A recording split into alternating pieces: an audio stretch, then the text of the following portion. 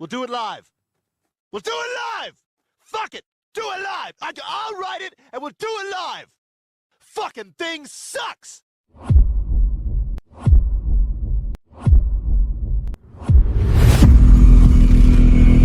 the only one around here who gives a shit about the rules! Market zero! You think I'm fucking around here? Market zero! No one is illegal on stolen land. Take that bitch.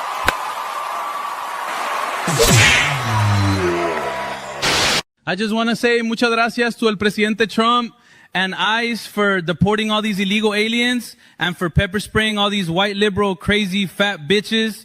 Mucho loca muchacha. Anyway, everyone in this room is a retard except for Jelly Roll. You're cool. Everyone else can kiss both sides of President Trump's big beautiful ass. Muchas gracias, bichachos. I'm Spain. Spain. Born in a prison, you get dubbed insane. Born in a prison, you can feel like a drain. I'm Spain. Dubbed insane. Protect your neck, no disrespect. I'll deport your ass and I'll collect a check. I'm analyzing everything that you do. Yeah, I broke the Batman, then I'll report his ass too. Coming straight out of the clan of Wu. I kill so many men, but I respect a few. I ain't robbing no Robin on no street corner or no alleyway. Respect the view. I'm a spectacle with a license to perform violence with an intent to use. I'm a problem in Harlem, just like I'm a problem in Gotham too. I got testicles. Killer Croc wanna break my arm? I bet you do. You think you know about darkness? I was born in it. You think I'm dropping the charges? Go on, get gone. Tell Gordon and the warden to get some. Get some. Protect your neck, Holmes. I'll roll up to your spot clad in denim. You know I'm spitting straight venom. I'm Ice Bane. Ice Bane. Ice Bane. I'm Ice Bane, about to get dubbed insane. Insane. Wu-Tang.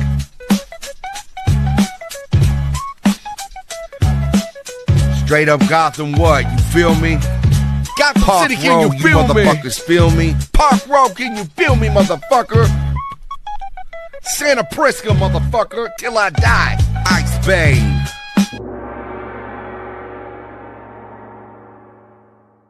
Here at the South Park Leering Center, we're not just retarded, we're Minnesota retarded. Ilhan Omar was educated here, and she's completely retarded. And I know this might come as a surprise, but I, myself, am retarded.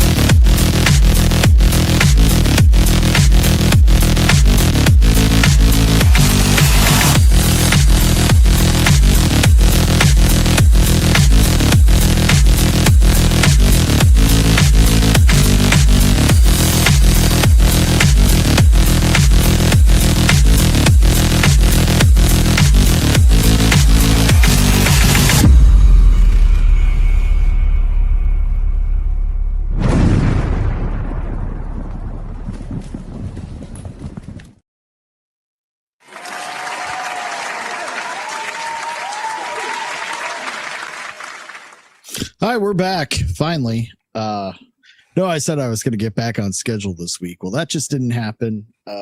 Had some stuff come up over the tail edge of the weekend, so just wasn't able to get back to it.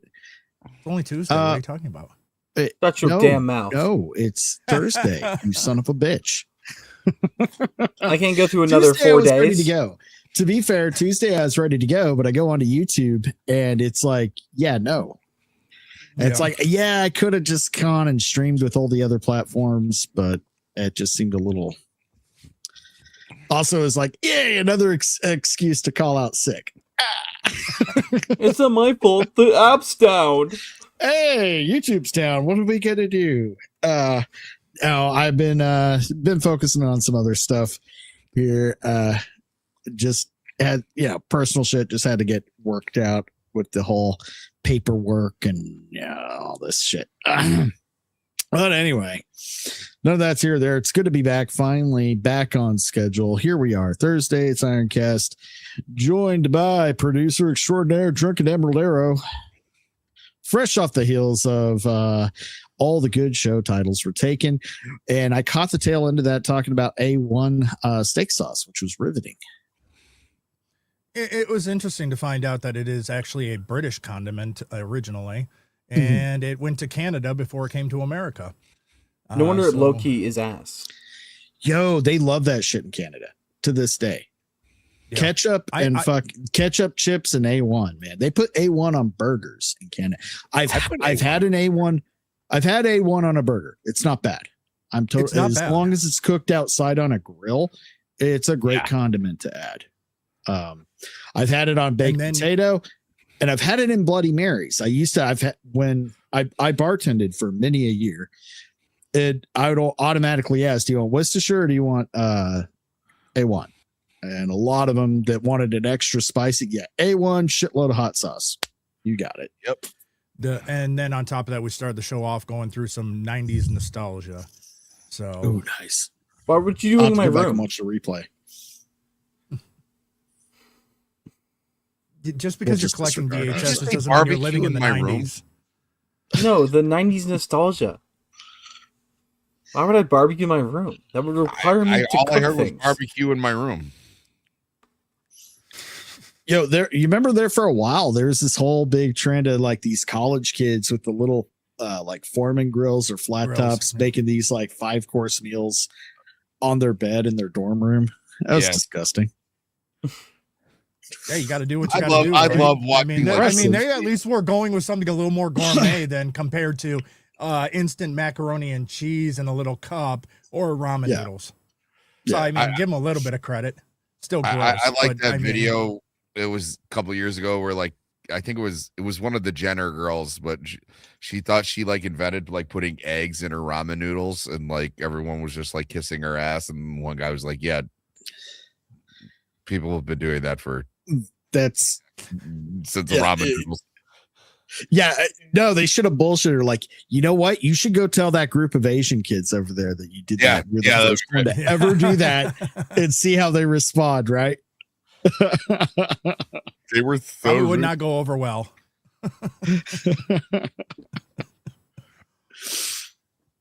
Anyway, that's more cooking than I do.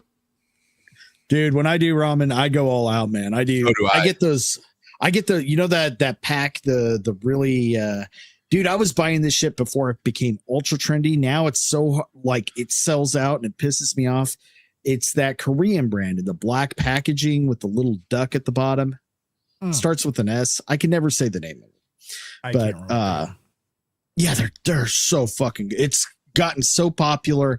They sell the sauces individually, which is great if you don't want to actually consume the plastic coated cancer noodles. You can go noodles that are bad for you. It's the packet, like if we're talking about just like regular like top ramen or Manichan, it was like, so like when they have the calories, how they're sorted out, it'll be like just noodles, and then you're like, oh, that isn't that bad. And then as soon as you add the packet, that's where like the sodium goes way up. And the sodium from the top ramen with just that seasoning packet. Yeah, that shit is just severe. No, but there was the big controversy, and a lot of ramen companies, all of them, cup of noodles, they all suffer from it because in the process of making those noodles so like preservable, they're coated in almost a microplastic film. Yes. So you're consuming plastic at a very small level, which should be perfectly harmless. However, over time, could it cause some problems? Yes. So they had to acknowledge that. And my wife, being my wife, is like, you're never eating that shit again. I'm like, you're bullshitting me. Yes, I am. Yep. I had that exact same conversation with Mrs. Threepeat, where she's like, it's so bad for you. And it was like, it's so is all good things are. It's okay. It's awesome. I know, man. Fucking, it's like I gave up cigarettes, which is, I fucking loved to smoke. I was like, maybe a pack, nicotine. 2-pack a day. Right. No, it's not even the nicotine. I just enjoyed the smoking. Ritual. Yes. The ritual, man. Packing your fucking pack.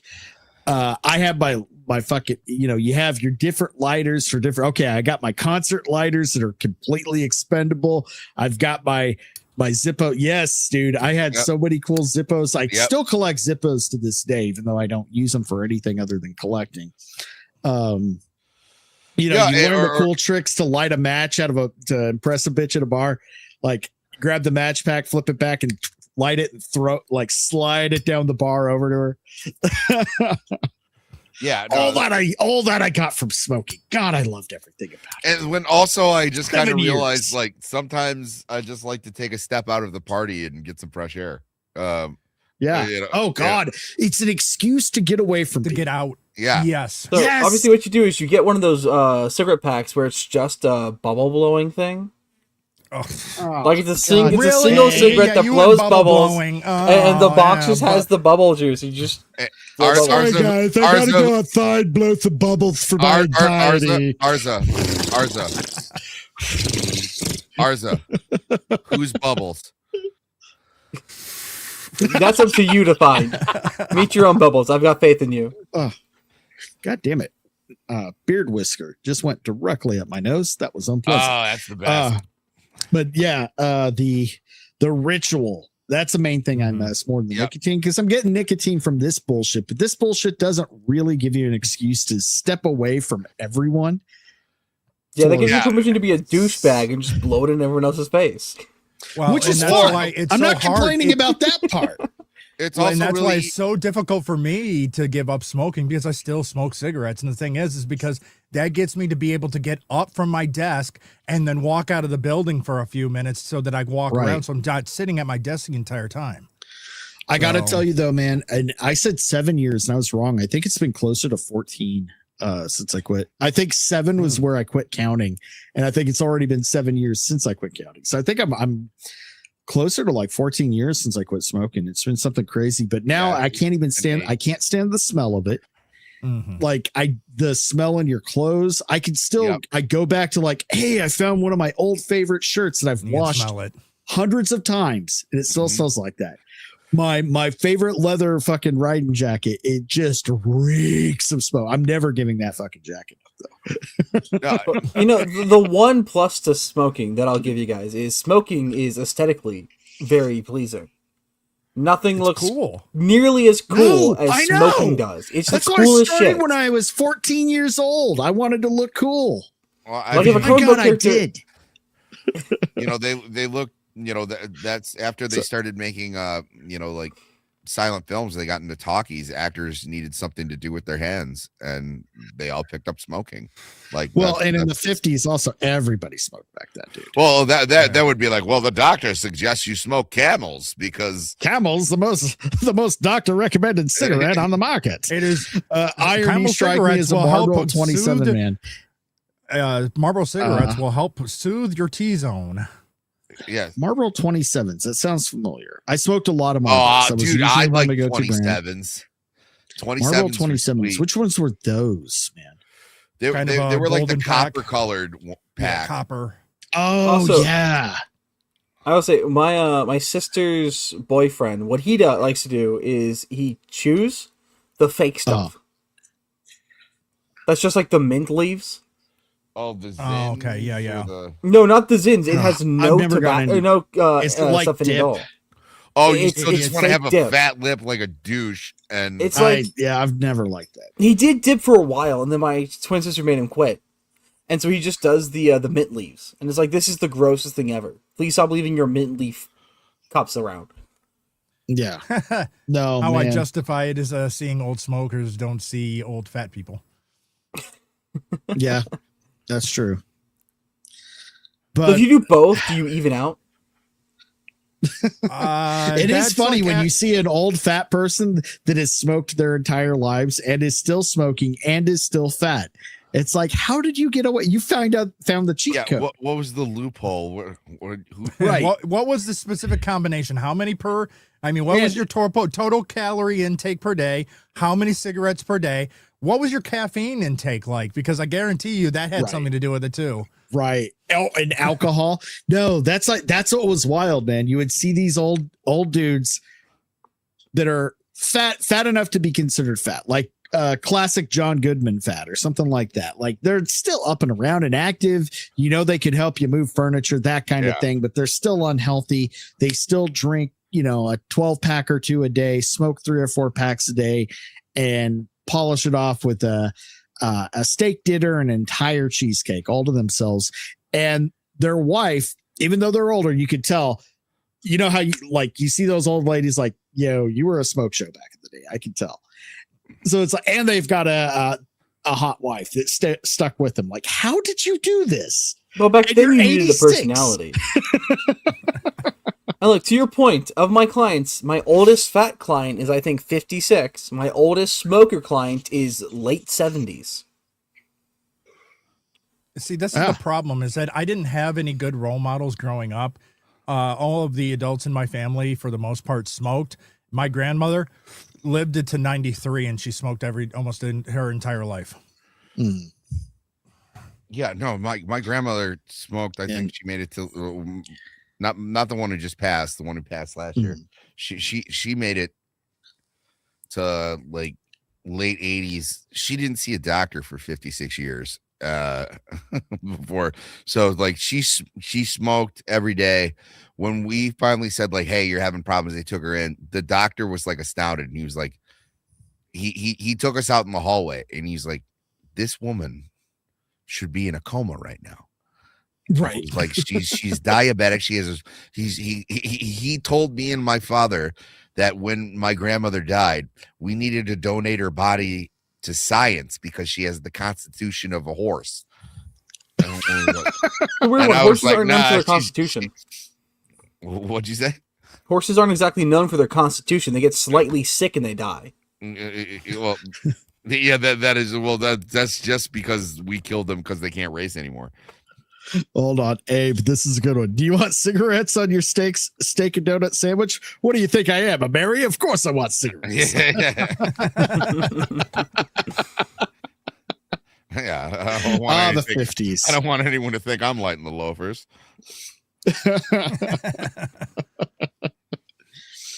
Oh God, man.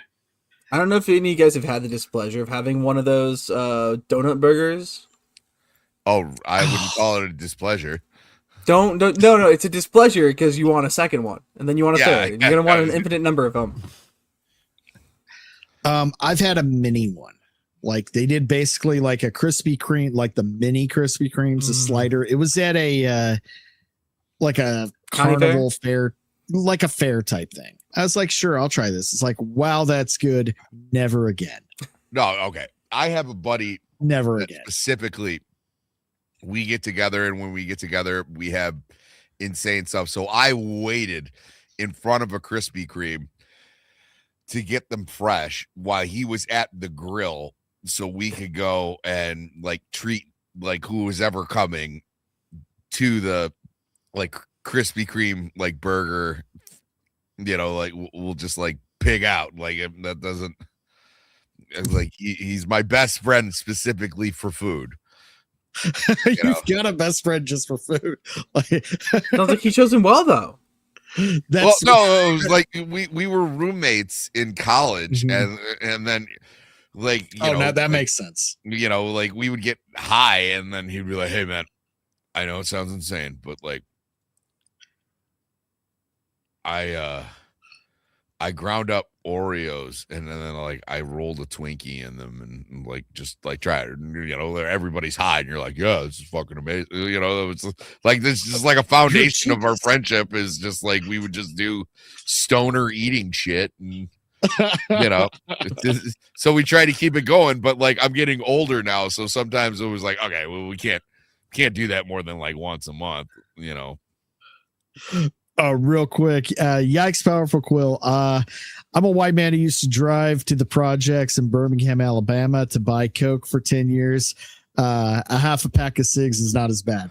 No, you're 100% right. By the way, sir, DM me. We need to share some war stories there. I went into some shady places to get my fucking fix. Yeah, dude. Yeah, I probably some of the. How bad do I want an 8-ball? That bad, or yeah, let's just go ahead. How bad could it be? We'll see when we get there. When was the last time a shooting was reported on the street? Oh, it's a couple weeks. Not a good time to go then. It's been too long. Last couple weeks got me into trouble. I would argue weed has gotten me in the dumbest situations that I've ever been in. Like, just because you don't expect the people you're with to like be completely retarded. Like if you're going to get like something hard, like Coke or anything, you kind of you go in with an expectation that like shit might pop off. It was like if you're just like going in for a dime bag and then like all of a sudden, but I live in Detroit. Worst thing that happens when you go to buy pot, which has never been my favorite thing, but when it was fully illegal and you had to go somewhere to get it, and it's like we have a party planned or we're going to a concert, and I know I drink, but some of my friends don't drink, so they want something, and it's my treat, so I got to go get it. The worst thing about dealing with a a pot dealer is you're stuck there for hours. Yes. They just want to talk. They love the company. Because if you just like, because like if you're going for something harder, they're like, hey, give me the money, get the fuck out of here. Right. Like and outdone. If it was like, hey man, like we're all playing like Call of Duty, and it was like, but you want to stay because you want a better price because like you want to be his boy. So so like there was that aspect where it was just like, hey, I know you just, but do you want to take a drive with me real quick? We're just running up to the corner store. I don't want to drive by. Yeah, sure, man. Of course. It's one of the things Pineapple Express kind of got right with the pot dealer, though. Yes. Trying to keep him around, all this stuff, try to hang out. Yeah, that was one kind of aspect. They kind of did get kind of right in Pineapple Express. Yeah, no, there were so many people who called me after it got legalized in Michigan and was like, dude, we never hang out anymore. I was like, yeah, there's kind of a reason. Reason why you were being used. Yeah, I don't want to solely transactional. I mean, I liked you as a person. I think you're a good guy, but like also like some of those conversations were like some of the dumbest conversations that I've ever had. Yeah. It was like, did you ever like really, really watch ER? Like, yeah. It was like, the reason I like it is like, they're doctors and they showed the medical stuff, but like they're people too. And they're like, they have their own lives. It was like, yeah, it's a medical drama. That would be it's been around since the 50s. I'm pretty sure the first one was called Hospital. Yeah, but like they have their own lives. Like the nurse, there's like a bunch of nurses. Well, I don't know which nurse you're talking about, but he's like, yeah, I watched this one episode and like, dude, her mom was like crazy, but like she had to go to work the next day. And I'm sitting here, I was like, can we just go to the 7-Eleven? This guy definitely does not know what it's like to go to work the next day. No, this guy's make you watch the one with Denzel and Howie Mandel. that's the worst. That's the worst part is like if they were good at it, they were always kind of like a McConaughey kind of like vibe where it was just like, you know what, I just sit here, I work out all day, and then people come over and buy weed. Isn't that crazy? And you're like, but like if you were good at it, you could actually make like a decent living. So like he would work like part-time, but he would have like this nice ass house with like all the stuff, you know, like decked out, and like just be sitting around. So he would, you know, call you on like a Wednesday afternoon, like, hey bro, what are you doing? You're like, I'm at work. What are you doing? What? you know, but you sold drugs. Yeah, dude. And your relationship with your with your harder stuff dealer, coke, etc. It was always very quick done, but you're always trying to be pleasant. Again, like you said, Sammy, you wanted to get a better deal, make sure that you weren't left out when it came back in stock. And then you start kind of building that little bit of a repertoire. But then once it's built and they're staying, like you're either in their house too long and you're starting to feel uncomfortable, like because you're not as worried when you're in a pot dealer's house. But man, when you're with the weighing and all the powders and shit, it's like, well, I gotta hit the old dusty trail, or they're in your car and they just start talking about shit. You're like, you better get out. The way that you had to deal with that is like you would let them orbit, right? Like if you would invite them to a party, but they'd be like, hey, can I bring such and such? You'd be like, no, I'm just not comfortable. So they could come, and they would always like be on the couch talking with people, but you'd always like scope over and be like, what the fuck are they talking about? Because I don't need the drug dealer guy like talking to like, you know, my friends who are in that group over there. And it was like, I love having a house party where like, you're like, oh, that group is mingling with that other group. They like me for different reasons. Let's see how that plays out. But the thing was like, you would always orbit or invite them to things. Like one of my things what made it easier for me is I was a musician. So I'd be like, hey, I'm having a show. Oh, that's easy. I'll put you on the guest list. So, you know, that way, when I showed up on the porch, you know, and we did like, or, you know, came inside, we did the little slip. It was like, hey, high five, did like the high five into the hug. All right, get the fuck out of here. Yeah. But I know what you mean when you stick around because, you know, you'll get a knock on the door and you'll be like, hold on, shut the fuck up. Don't say anything. Yeah. I wasn't expecting anybody. I didn't get a phone call. And then some guy was like, hey man, I was just looking. You know you're supposed to call me first, motherfucker. First. You know, you're like, okay. Oh man.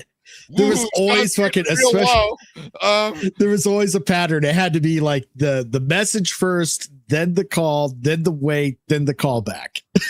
Yeah. For most of them. Also, there was two different types, right? There's the guy who's just in it for the business who doesn't do it, and then there's the guy who does do it, and then he is so like the guy who they're the worst. They're the ones you got to watch out for. Yeah. So that's why you always call those guys early. If you're meeting up, you know, you might meet that guy at 7 p.m. and he was like, hey man, you know, you have a good night, high five. And then, you know, or if you're going at like, you know, 1 o'clock in the morning and trying to keep the party going, you knock on the door. It's like, get in here. And you're like, okay. Don't linger at the door. Yeah. Did you bring anybody with you? Who the fuck is that in your car? It was like my girlfriend. Tell her to get her fucking broke ass inside. Like, no. People sitting in an empty car, like in front of a house. Yeah. Where'd the hug guy go? I want the hug guy back. The hug guy already bent to bed. You're dealing with me now. All right. It's the same guy, of course. Last on the subject. So like, you know, I live. Oh, this is fun. I don't care. So when I was in high school, we were looking to score a dime bag. So like, there was a kid that I rarely dealt with. I just got my license, so I was like 16. We went to like, you know, 8 Mile. Yeah, we were at fucking 6 Mile in the fairgrounds, and that might not mean anything to you. Oh, so you're already going even worse into town. Yeah. So much so, one time my car broke down there, and I wanted to make sure it was safe, and I rolled down the windows, and I heard people just like playing on spoons. And I was like, no, I'm not. There was some sort of like rhythmic thing happening. And I was like, I don't know what this is. I don't want to know what this is. Oh, Sammy, you lack culture. Sounds like you're going to have a good time. Yeah, swing in there, but like, what's going on, fellas? Oh, I'm sorry. I heard this inviting music. Yeah. I desire culture. Yeah, this reminds me of the Caribbean and drum circles. I think I should go and join in. Cool. You know what? I should have. That would have scared the shit out of them. They would have been like, we haven't seen a white guy in 4 days. No. So we go down, and there's this guy. It's on a dead end street, and I'm going like, I don't like this. I don't like this. The guy's like, it's cool. And we pull down. It's a dead end road in the middle of it's not necessary. It's not a subdivision. It's just like a road in this neighborhood. We got there. There's this guy sitting on a lawn chair, and then he's like, you walk up to, he's like, listen to me carefully. I'm going to give you $20. I'm going to take, $20. I'm going to get out of the car, go this way. There were two guys on a lawn chair, like on different sides of the road. Mm-hmm. And then, so I walked up, and, the man was like, hey, what's the deal? And I was like, you know what the deal is. He's like, what you got? Gave him that. My buddy gets out of the other side of the car, gives him his. The two guys confer and, like talk to each other. And then they walk to the end of the street where this is the ghetto, man. So like by this telephone pole, it's really high grass. It's about waist high, I would say. Yeah. And then they lean over into that, take a McDonald's cup full of weed, and then yank out the right size bag, walked it over to him. He's, like, get the fuck out of here. Damn. My inner city friends had a cute nickname for me. They called me Honky McCracker. So Honky McCracker. You should not have told us that, Emerald. You know what's coming. That's gonna stick now. Honky McCracker, Mr. Producer. Fact, my rap. Hey, you want to know what? I can raise the roof like anyone and get down with the homies. Dude, this is the meetup. We're all shit-faced for days straight. You're like, yeah, I've had 2 regular beers that I've had. I treated myself to 4 more unalcoholic throughout the entire week. There should be a non-alcoholic beer called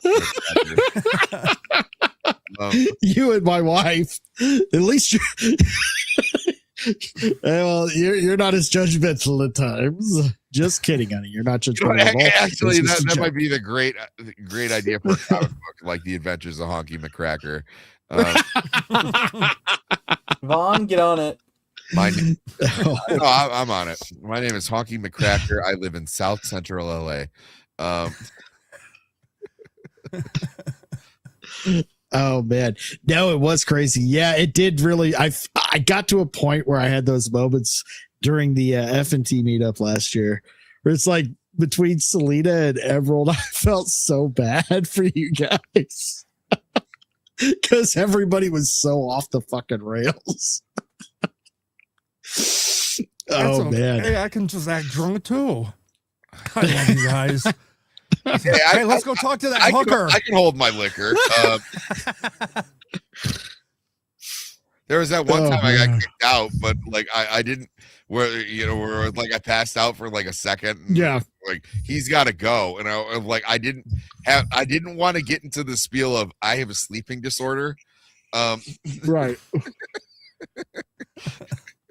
I'm sure you've heard this a million times. Yes, I was actually there for it. I was like, because like I went like that. It was You know, but it was like he's got to go, and I was like, "Oh, come on, man! It could have been more than 2 seconds." Oh shit! Well, you know, we've ignored him. I'm sorry, Arza for a few moments. Arza, what's the most humorous experience you've had buying illicit drugs? Oh yeah, I buy so many illicit drugs, so much. just pounds? Is it pounds? Pounds of illicit drugs. Just an absolute large amount, right? For so much. Come on, money. you were a college kid just like a year or so ago. I was the buy the kid. Adderall scripts from some of the Adderall kids. No, I have ADHD. Why would I buy Adderall? I got a prescription, motherfucker. Yeah, but I know I need to call Arza. I have a moral opposition to medication. I used to when I was all that shit too. When I was bartending at the college bar, it's like I need a little pick me up and be like, I just go to one of the, one of the kids is like, for sure. Yo, Vagabond, the links. You want the link? Let me see if Vagabond. Hold on. I can get it to him. Look, the worst I've ever done is generate into just drug stories all night because I'm fine with that. No. We're gonna get to news. The closest I've come to anything degenerate is my twin sister was like, she hadn't gone out to bars in a while, so she asked my mom to go bar hopping with her. I had to work that night, but I got off at midnight, so I go to meet my mom up at one of the bars. My sister dragged her boyfriend and my mom to a drag club. I go and they're like, you want a Jello shot? I'm like, I guess these hookers these drag people are really fucking hideous. They're really bad at it. So I'm giving a Jello shot. I've never done a Jello shot because I'm not a fucking degenerate. I'm like, do I just like dump it in my mouth? And she's like, it's not a dick. You just lick it clean. Oh God. And I'm like, what the fuck did you just say to me, Mom? And then after that, we went to a hookah bar, and so I was made to blow on a hookah, suck it, and then blow it out. Yeah, I didn't just to blow smoke into my sister's face because she does that with vapes a lot. Bro, that's all I've done. Okay, when we had that photo of you when you were dressed up like a 1980s dandy, or an 1880s dandy, there's no one I would mimic other than you because, like, I would love to watch you walk into like a seedy like strip joint and like try to score an 8-ball dressed like that. Good evening, fine gentlemen. Do you have some nose powder? Yeah, I seem to be running low on pep. Perchance, a little bit of this. May you perchance accept a shekel for some fine white film? Oh yeah, yes. I'm looking for a pick-me-up per se. My sniff tin is running low. Vagabond, change your goddamn fucking. Good God, Vagabond.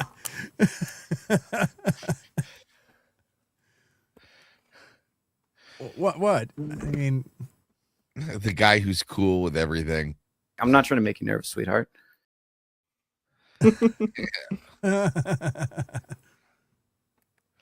Oh my God, I can't imagine him on coke. Theo? He'd probably just fall asleep. A lot of ADD kids do react that way to stimulants. Yes, because stimulants. Yeah. The other thing though was like he hasn't said anything yet. I feel like Vagabond could like smoke a rock of meth and just like still be as stoic as ever. Like wow. Give him any drugs and he'll turn into Sun Tzu. Just start dropping the wisdom of the West. I my prediction is Vagabond like smokes a rock of meth and he's just like, wow, I'm so energized. He will find a way to fish wherever he is if he were to do that. He would pull a fish out of a puddle. The dude is just so cool about fucking everything. I can't imagine. Like the way that I described you to my wife is you could publicly like execute somebody, like put them on their knees, shoot them in the back of the head, and Vagabond would be in the back of the room like, well, that was uncalled for. Man, but speaking of drugs, my favorite topic, and alcohol. Alcohol Friend is the channel. Oh, you still drinking that? Man, I bought me another case today. This morning. You better bring some to MegaCon. I want to try some. Yeah, it's so good. I was like, oh shit, I have to get me another case. So this is my third one today. My man. Is that a 96? Or what is that? It's some Japanese vodka seltzer thing or whatever. It's that Suntory. Like I always see it in like videos of people getting wasted on it, and I see how they get wasted because it's like there's only 2 grams per sugar per can, and it tastes delicious. So you can just keep drinking them like they're soda. And you're using my line. You know, I will say there is one alcoholic thing that I have made and drunk that is almost risked me drinking far too much of it. It's from the Skyrim cookbook, and it's the recipe for skooma. My mom is obsessed with these random cookbooks. She has it, and it's just vodka and infused. You're using dried apricots to infuse the vodka. I'm sorry. Anything that's a cookbook from like a game series, I'm not gonna use. My mom is obsessed with them. He's got like 4 of them. My sister's got, I think, 3, and I've got the Halo cookbook. What would be in the Halo cookbook? There's a few different foods from like the books. One of them is it teaches you how to make it's a burger with a chicken patty in the center, fried chicken patty, or breaded.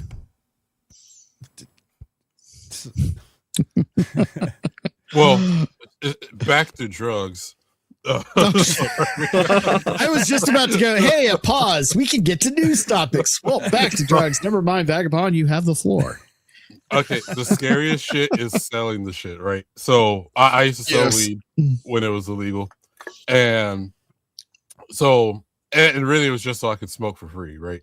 So I buy me like an ounce, split into grams, and then like I would do 1 gram for like 30, 2 for 55 or something shit like that or whatever. Like I was giving discounts and shit. And riding the trolley when they got the trolley cops there, as you're high as shit is ready to. When they bring the dogs on, that's like the scariest shit, right? So like one time I was like, oh, they're doing a raid at the trolley, and one end of it, like you see all these cops. I'm like at the very far cart, and I'm like, oh shit. So I'm like looking at the door, should I hop off now and shit? And like you're like, that's always the winner is like, oh, should I hop off? Should I hop off?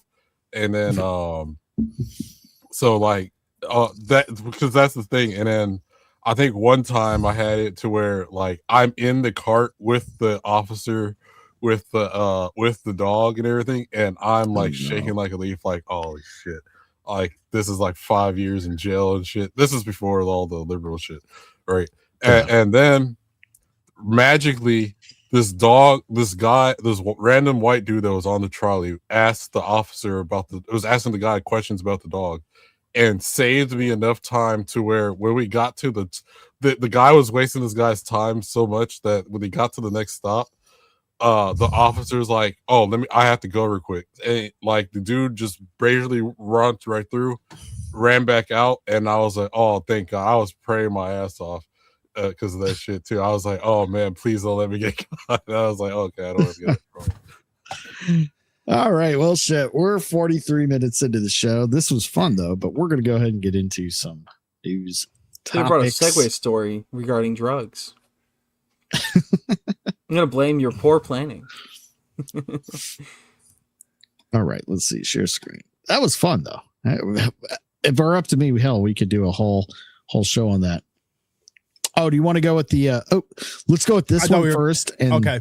And then Trump's response. So you got that in queue. So we're good to go. So this is what happened. Obama pretty much casually stating that aliens may in fact exist. I don't know. I've watched this a few times. I don't see it as that big a deal, but it is funny. And when we get to Trump's response, that makes it even funnier. Are aliens real? They're real, but I haven't seen them, and they're not being kept in what is it? Area 51. Area 51. There's no underground. Bullshit. No, I do not. He's blatantly lying right here. Well, it's and pretty. Have you guys ever tried dissolving jelly candies into vodka? Shit is fire. All kinds. Yes, from jelly candies, Jolly Ranchers. I hear that the root beer. We did a lot of that really at the bar good. I used to work at. Yeah, we went to town on that, especially if we were having like if there is a big thing coming up, like Halloween or this or that. St. Patrick's Day, we did a lot of different green ones because not everybody wanted to drink green beer. And reminds me of the times having a Zima and putting a cherry Jolly Rancher in there. Man, I was at a reggae fest on 420, and this Mexican guy made like a wine from watermelon. I didn't know the guy. I just randomly bumped into him. He's like, "Hey, you want to try this watermelon wine?" I was like, "Sure." So he let me he pour stuff for me and everything. And I was like, "Oh shit, this is delicious. What brand is it?" He's like, "There's no brand. I made it." I was like, "Oh, awesome." I mean, yeah, it was probably closer to moonshine than watermelon wine. You got pretty lit, didn't you? Yeah, the worst is when you have to take a shit and you're drunk and high at the same time. Oh no, not a good combination. All right, back to facility. Unless there's this enormous conspiracy, and they hid it from the president of the United States. What was the first question you wanted answered when you became president? Where are the aliens? Where are the aliens? You know, of course Obama would know the aliens exist. He let them all in through the border. Well, yeah, there's that. Now, it's kind of... Yeah, I don't know if he deserved that, but fair enough. He was kind of casual about it. Like, well, of course aliens exist because why wouldn't they? He goes on to he had to make a secondary posting. What he meant was the universe is far too vast for us to be the only intelligent species. Pretty generic response. I'm more pissed about the lying. He's like, no, there's no Area 51. And if they did have knowledge of aliens, it's so beyond even presidential need to know. Like, yeah, that's bullshit. I saw a documentary and proving that there are aliens at Area 51. They have a fallen recovered spaceship in Area 51. The documentary is called Independence Day, and it is true. And I mean, well, my documentary. You seen the McPherson tape? Yes. I don't know if it's a movie, but man, when that first came out, first found footage movie. Yeah, early internet. Some people found it in some fire. Some director made it, but thought it was lost in his fire. Someone found it and uploaded the internet, and that was the definite proof of aliens on the internet before early internet 90s and shit.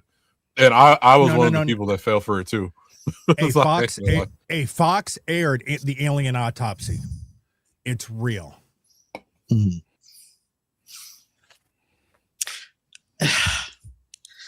Now, I live very close to Area 51. So as a kid growing up here, we would get as close as we could before, things got a little too real. I've seen shit in the sky. Weirdest thing that I've seen on multiple occasions, even finally it happened in my wife she lived here briefly as a kid, but not nearly as long as I had.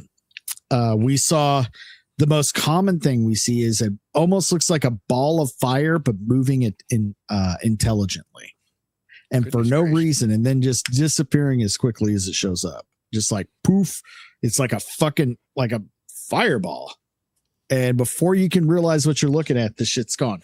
We used to see those all the time. We would see big, ray tracing beams moving in, almost like they were going through, what are those old kids' toys?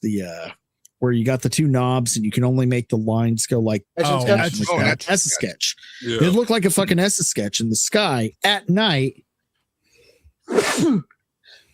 Excuse me. Oh, one more. They're silencing him with the sneezes. Thank you. God's in tight. So why would Obama think even the president would be privy to that level of information given the existence of the military industrial complex? That's why I kind of bring up in jest the Independence Day as a joke reference. But I think the plausible deniability and not sharing that information with the president, I think, is very valid. Yes. And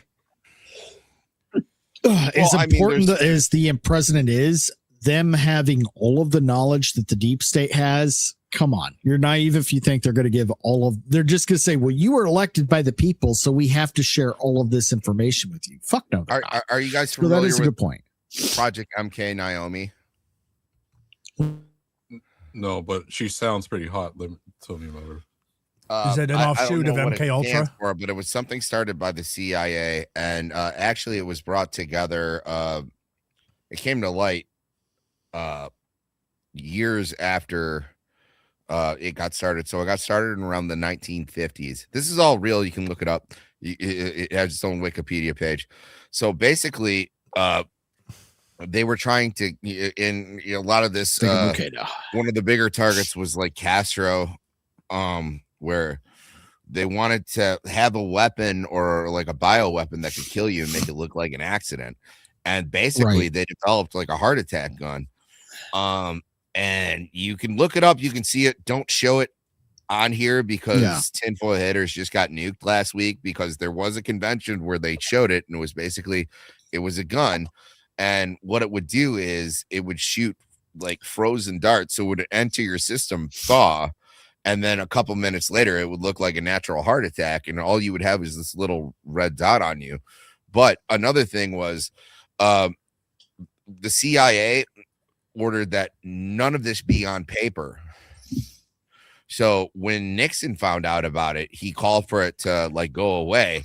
And the director of the FBI was like, sure, but they didn't report to the director of the FBI or the CIA. They reported to like the one of the commissioners. And since none of it was necessarily on paper, they didn't know how to close it out. So it went on from like the late 60s to like the mid 70s until eventually they had like this big commission and you're like, yeah, you caught us. Like, what'd you do with the poison? Oh, well, you told us to like clear out this room, but like there was this bunker that was kind of attached to another room. We didn't know what to do with it. You told us to destroy it, but we just put it in there just in case like you needed it later.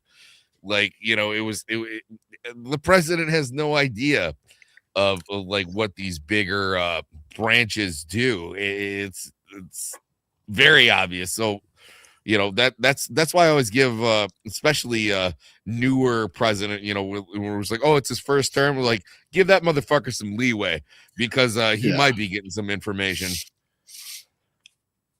Well, I mean, in seriousness too, I don't think the president's privy to everything.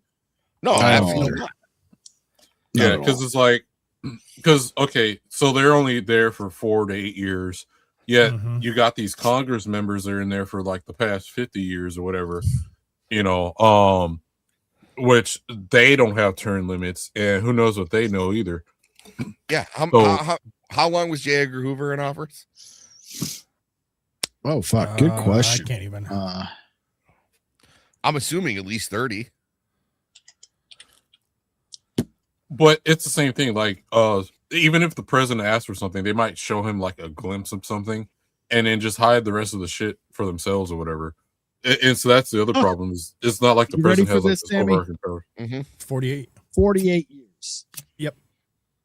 48 from 1924 to 1972. Yeah, but Vagabond, you're right. That's exactly what I was talking about, and that's why I implore everyone look at MK Naomi. Is they literally, the president found out about it and said we shouldn't do that because, and publicly he found out someone came out like they whistled, you know, blowed on it, and he said, well, I'm ending that because like chemical and biological weapons, that goes against the Geneva Convention. The CIA was like, fuck you, we're doing it anyway. Like, you're not my boss. What I want to know is, you mean the Geneva suggestions? Enough. How long ago did it, from when he discovered to when Watergate happened? I mean, well, like I said, it even went past Watergate. It didn't even end until, well, I'm pretty sure into. Right, but that could have been Watergate was an inside job too. Like, love or hate Nixon, that's irrelevant.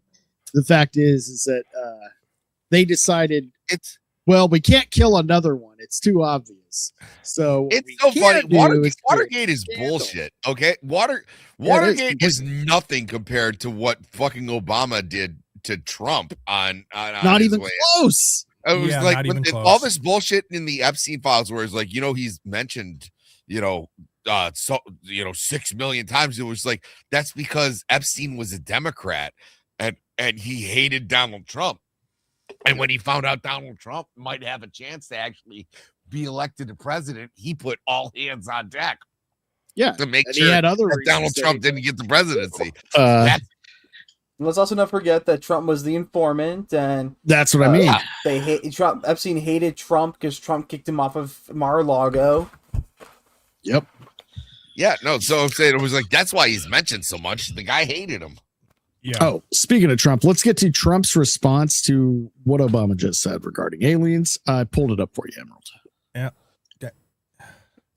Barack Obama said that aliens are real. Have you seen any evidence of non-human visitors to Earth? Well, he gave classified information. He's not supposed to be doing that. The aliens are real. Well, I don't know if they're real or not. I can tell you he gave classified information. He's not supposed to be doing that. Well, he made a big mistake. He took it out of classified information. No, I don't have an opinion on it. I never talk about it. A lot of people do. A lot of people believe it. Do you believe it, Peter? Well, the president can declassify anything that he wants to. Well, so if you want to make an announcement, I may get him out of trouble by declassifying. Woo! That's my favorite part. Oh, well, I'll just get it. Ooh, he could be looking at some trouble like somebody else did, and I'll get him out of that trouble. Right, but the thing is the president has ultimate power of classification. This is true. But once he's out of office, he no longer can declassify. Yes. Mm-hmm. So him stating if there were classified information on the existence of aliens, and him saying that off the cuff like that, he's not allowed to declassify. He's no longer in office. Right. And before anybody can argue, well, that's what Trump did when he said all the things he had were disclassified. Yeah, because he declassified them before he left. Yep. That's the difference. I mean, the whole alien, they'll declassify it. I'm pretty sure it's going to amount to bacteria on Mars. Yeah. Because there may be a crash. I still think there may be a crash site. I don't think we have an actual corpse or anything like an autopsy. But it comes down to they may have found some non-Earth organic material. Go ahead, Emerald. So I was just going to say is just that the classification and stuff like that. It's the semantics aspect of it. We're all thinking intelligent life would be alien life, but just alien life in general. Okay, so we had a probe that went onto a planet and we did find some alien biological material of some kind. It may not be advanced in any kind of way. That's technically alien life. Yeah. Now, a lot of people think that the fact that we made such a massive, we made massive technological progress in a very short amount of time might prove otherwise. And that's where it kind of sticks in my head. How did we go from barely out of the Stone Age to the Space Age in a matter of 40 years? Well, it's not even 40 years. It's actually just a matter of 10. So if you look, when they would say a computer, a computer back in the 40s or 50s would be like the size of your house. No. It was all the way to the 60s. Mainframes were still the main computer. Which was taking up the entire, even like the Pentagon, the bottom floor of the Pentagon was just one massive computer. Well, to be fair, I think war kind of helps push innovation in a certain way. It does. That's true. That's true And too. the And so space race so did. does NASA. Yeah, you beat me to it. Yeah, the space race. Which is why, like, God, I cannot stand hearing like, if Elon Musk can send rockets, he can feed all of these people. Like, fuck those people. Yeah. Send the rockets, because that's going to advance our civilization forward. Since they gave up on NASA's not doing it anymore. Well, exactly I will what say could this you expect to get from feeding him anyway? They drain their generators of oil so they can fry food. Well, the other thing too, most people who are homeless are there on their own volition. It's no matter how much money you can give them. We've seen places like San Francisco and stuff build these small little houses that, even for like a single student would seem like the best thing to have. And you actually, the more recent example, that kid from Ned Declassified, right? Got him a hotel room and everything. Then literally the next day, they trashed up the hotel and left. You can't just, being nice is fine and all, but you can't help everyone. Sometimes it's good to be selfish, and it's tough with luck out there. And unless they want to get out of their own, that's it. That's all you can do for them. Yeah. Yeah. No, 100%. I did like that. The average smartphone now has more computeral I can't say that word. I know what you mean. Computational. Computational. It's not coming out of my mouth. Computational power. Computational power than a skyscraper of servers during the 70s. Yeah, 100%. Well, even like the Furby that came out, when the Furby came out, it had more technology than the ship that went to space. Oh, yeah, I know. Okay, so before we go on to the next topic, do we want to talk about the moon landing?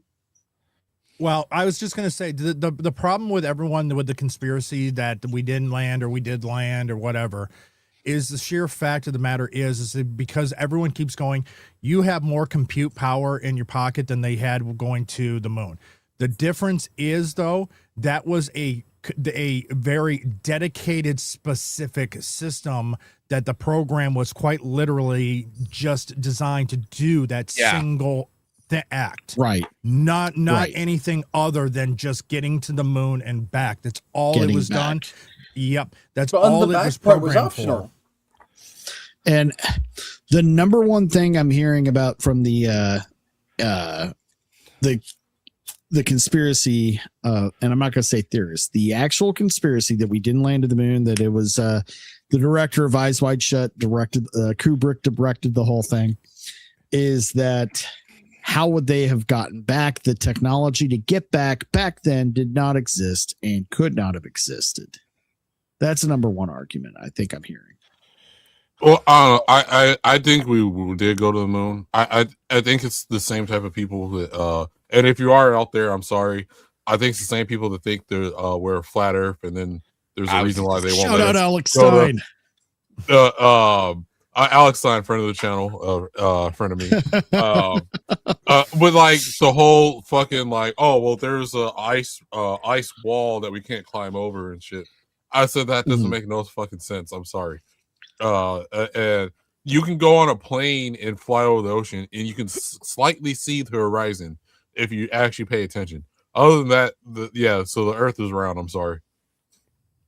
Oh, the Earth is 100%. Bro fell for all the propaganda. Test. Well, it's the whole point that clip this past. Well, I think it was last week that Tim Pool played on a clip, pulling from Joe Rogan with the flat earther. That's literally saying that the reason why the Earth looks curved is because of the lens curvature from the space station.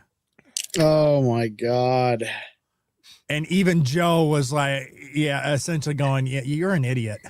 If we had a flat Earth, people would have already fallen off it by now. I mean, people have. But what if there are portals on either side, and when you reach one end, you get teleported to the other end? Get off the soundboard, cat. I thought you were giving that to, I thought you were giving Arsa the portals. No, it's the kitten on the soundboard. That's a shame. That really spiced up my comment. Like, really brought it to life. Oh shit! So we're going to talk about the Obama alien thing. That was fun. We can still talk about the moon. What was the second topic we were going to get into tonight, guys? Do you remember?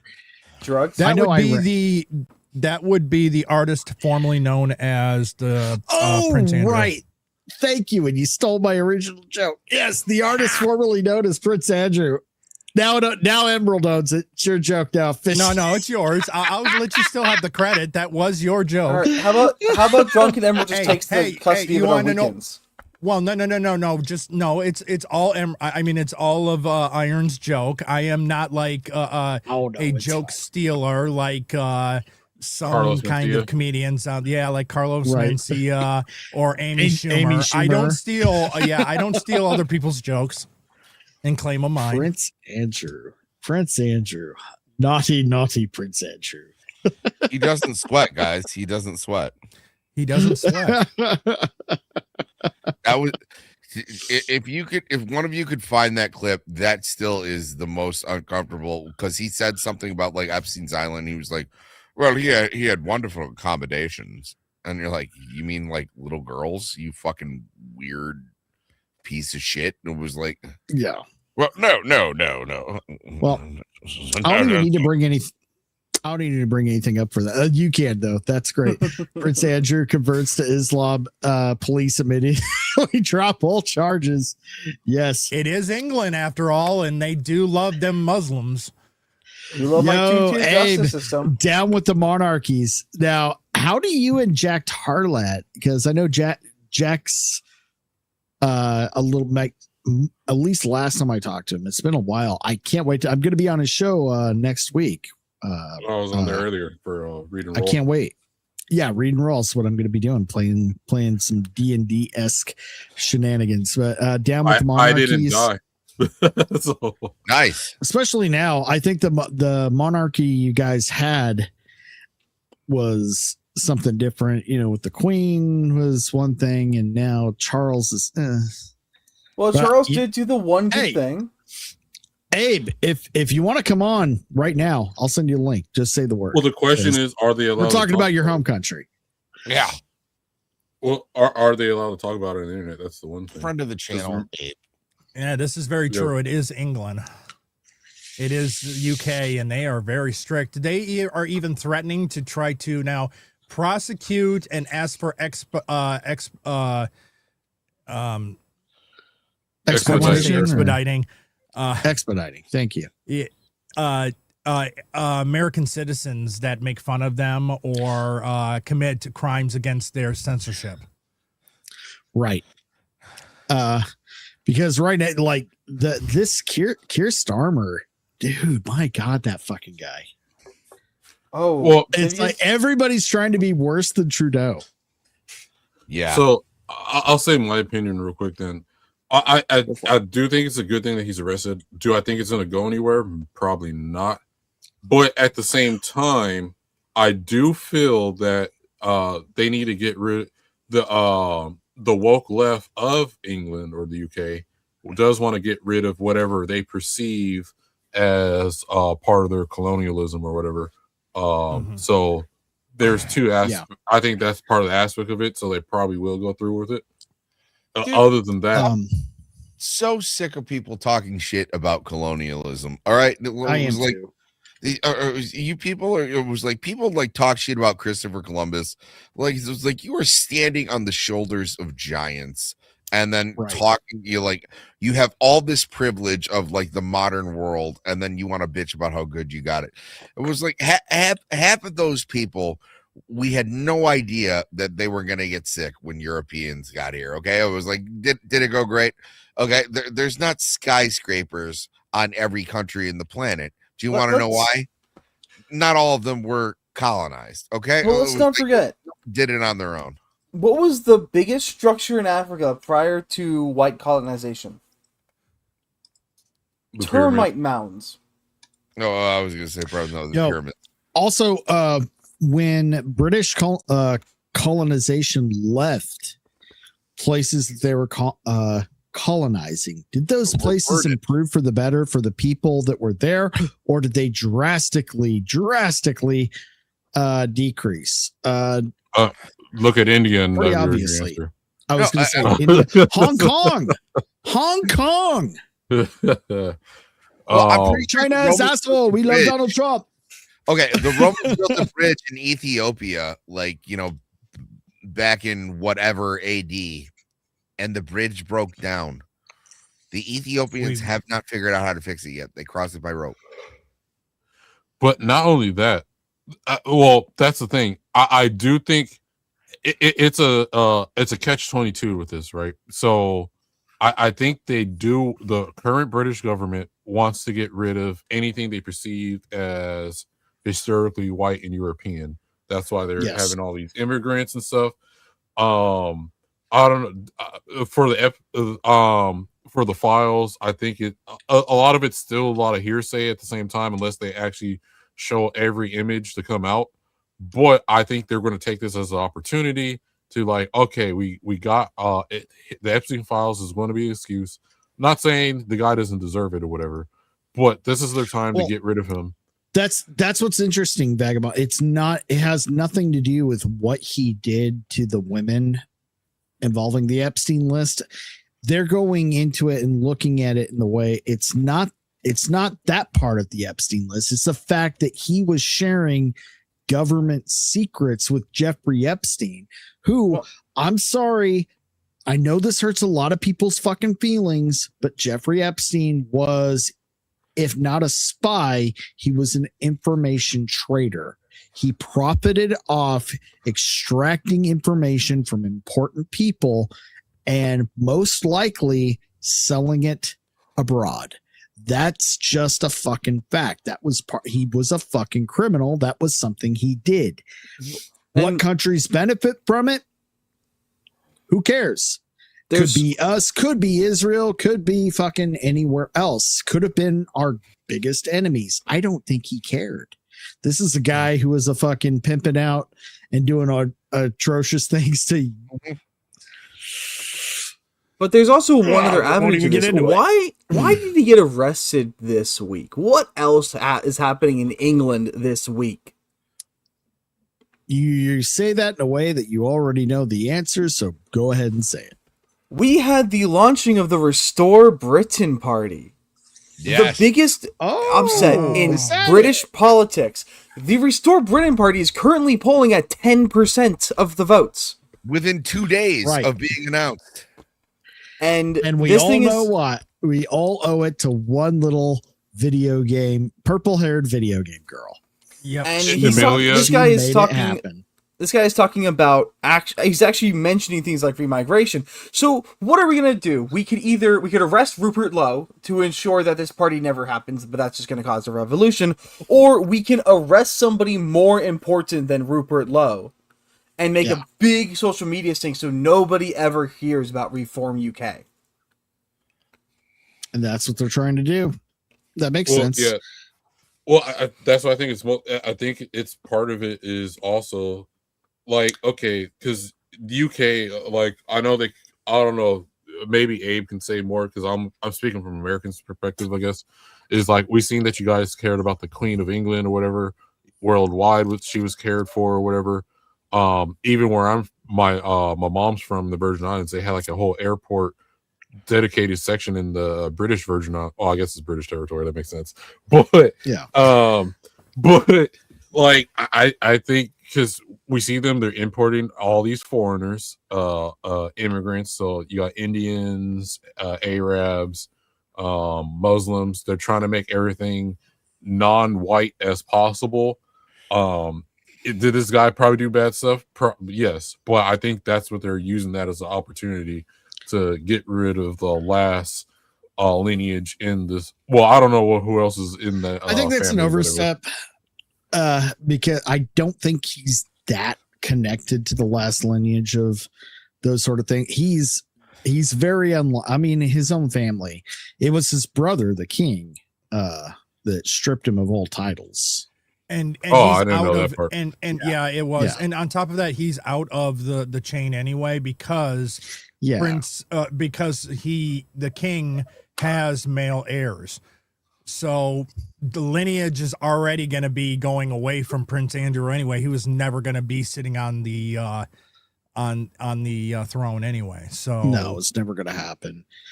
Go ahead and bring up what you had something brought up there. Let's take a look. Oh, it's just his comment about the fact that he didn't sweat. Yes. Oh yes. This is the She one.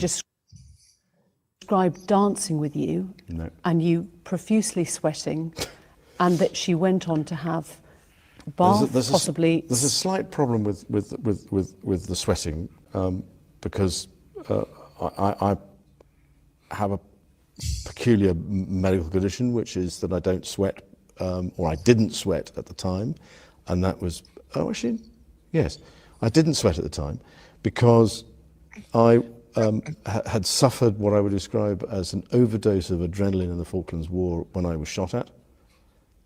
And I simply, it was almost impossible for me to sweat. And it's only because I have done a number of things in the recent past that I'm starting to be able to do that again. So I'm afraid to say that there's a medical condition that says that I didn't do it, so therefore. Is it possible? I'm just going to be the first to say it. Thank God you can finally sweat again. I know. Man, I can't be a pedophile, guys. She said I'm sweaty, and I don't sweat, so I can't be a pedophile. Oh my God, I'm cured. I'm cured. Sorry if that was a terrible British accent there, Abe. Oh, fuck. For the low price of not sweating, you too can get away with grinding on little girls. Oh, hold on. I'll try and to find again, what he did to those women is not even what he's being arrested for. It's for selling state. Again, nobody gives a shit about anything anybody in the Epstein list did to any of the Epstein list victims. And well, that's because what he did on Epstein Island endears him to a third of the population. I mean, they're the new population, but still endears him to them. There's a picture of Prince Edward. Go for it. Sure looks like he's sweating. Yo, man. Oh, that was before the gunfire, of course. Yeah. Oh, okay. No, he actually just went for a dip in a pond, but only on those two spots. Sure. He doesn't sweat. Are you denying this man's truth? Yes, I'm 100% denying it. Now, the only way we're going to get justice for the actual Epstein victims is bring everybody on, treat it like a fucking tribunal or an inquisition, where you're not, it isn't innocent proven till proven guilty. It's prove your innocence type thing, like every single person. Well, it's the That's the only way to do it. It's never going to happen. Communist motto. The whole point that the state does not bring innocent people to trial. We only bring the guilty to trial. So you've got to prove that. I mean, that's the system. They also believe it's better to jail 10 innocent people than to let one guilty get away. I know. What's the famous quote? Mercy on the guilty is a punishment upon the innocent. Yeah. But the Epstein thing, that's why I had to take a step back is talking about it. It's because how are we ever going to do anything about any of this shit? With loaded shotguns. Yes. I mean, yeah, there's that. Well, as long as the people in power, including Trump, believe that holding these people accountable could cause societal collapse because they are just so fucking important. Maybe society even if collapsing then. Yeah, I know that even if we redact all the names, that's what I'm saying. Redact everything. Because even now, like, hell, part of the redaction bullshit is exposing one of the victims was actually also a participant in the shit going on. Well, there are a lot of those shows where they're ruling out all these quote-unquote victims, most of whom aren't victims, and several of whom were perpetrators. Yeah. I mean, that's why the Epstein files are so useless anyway. The excuse that keeps going in is that if they release all the names, then the problem is that because there's so many high up that it could just take down society, down society and everything else. And well, my argument is, okay, that's that too big to fail type thing that we must prop up the banks. We must prop up failed Hollywood. It's like, no, let the chips fall where they may, release the fucking names. Yeah. At the very least, it'll give people, like, we know who we're dealing with at that point. Even if you're not going to prosecute them because they're your buddies, we get that. Okay, at least now we know who we can trust and not trust. And that might cause a power shift to go more in a positive direction. Maybe. I don't know. Let's talk about something funner than this now. I thought I'm looking. I know. I ran. Oh, yeah. Where'd you run to? So far away. Well, if you want to switch to pop culture, we can talk about that High Guard game, which is absolutely fails in every way. Not that show. This is not Rogues Gallery. This is my serious news show. That started off with talking about drugs. And let's shut the fuck up. Yeah. That was an expose. Oh, okay. That was good. That's a good one right there. Well, so what do we know about what's going on in Iran? Who wants to go first? I guess I'll start it off. Okay, so we've had the precision attack on their ability to make nuclear weapons. That has occurred, and we went doing that. Now, after the fact that the Ayatollah Khomeini is having problems controlling his government right now because the people are starting to revolt.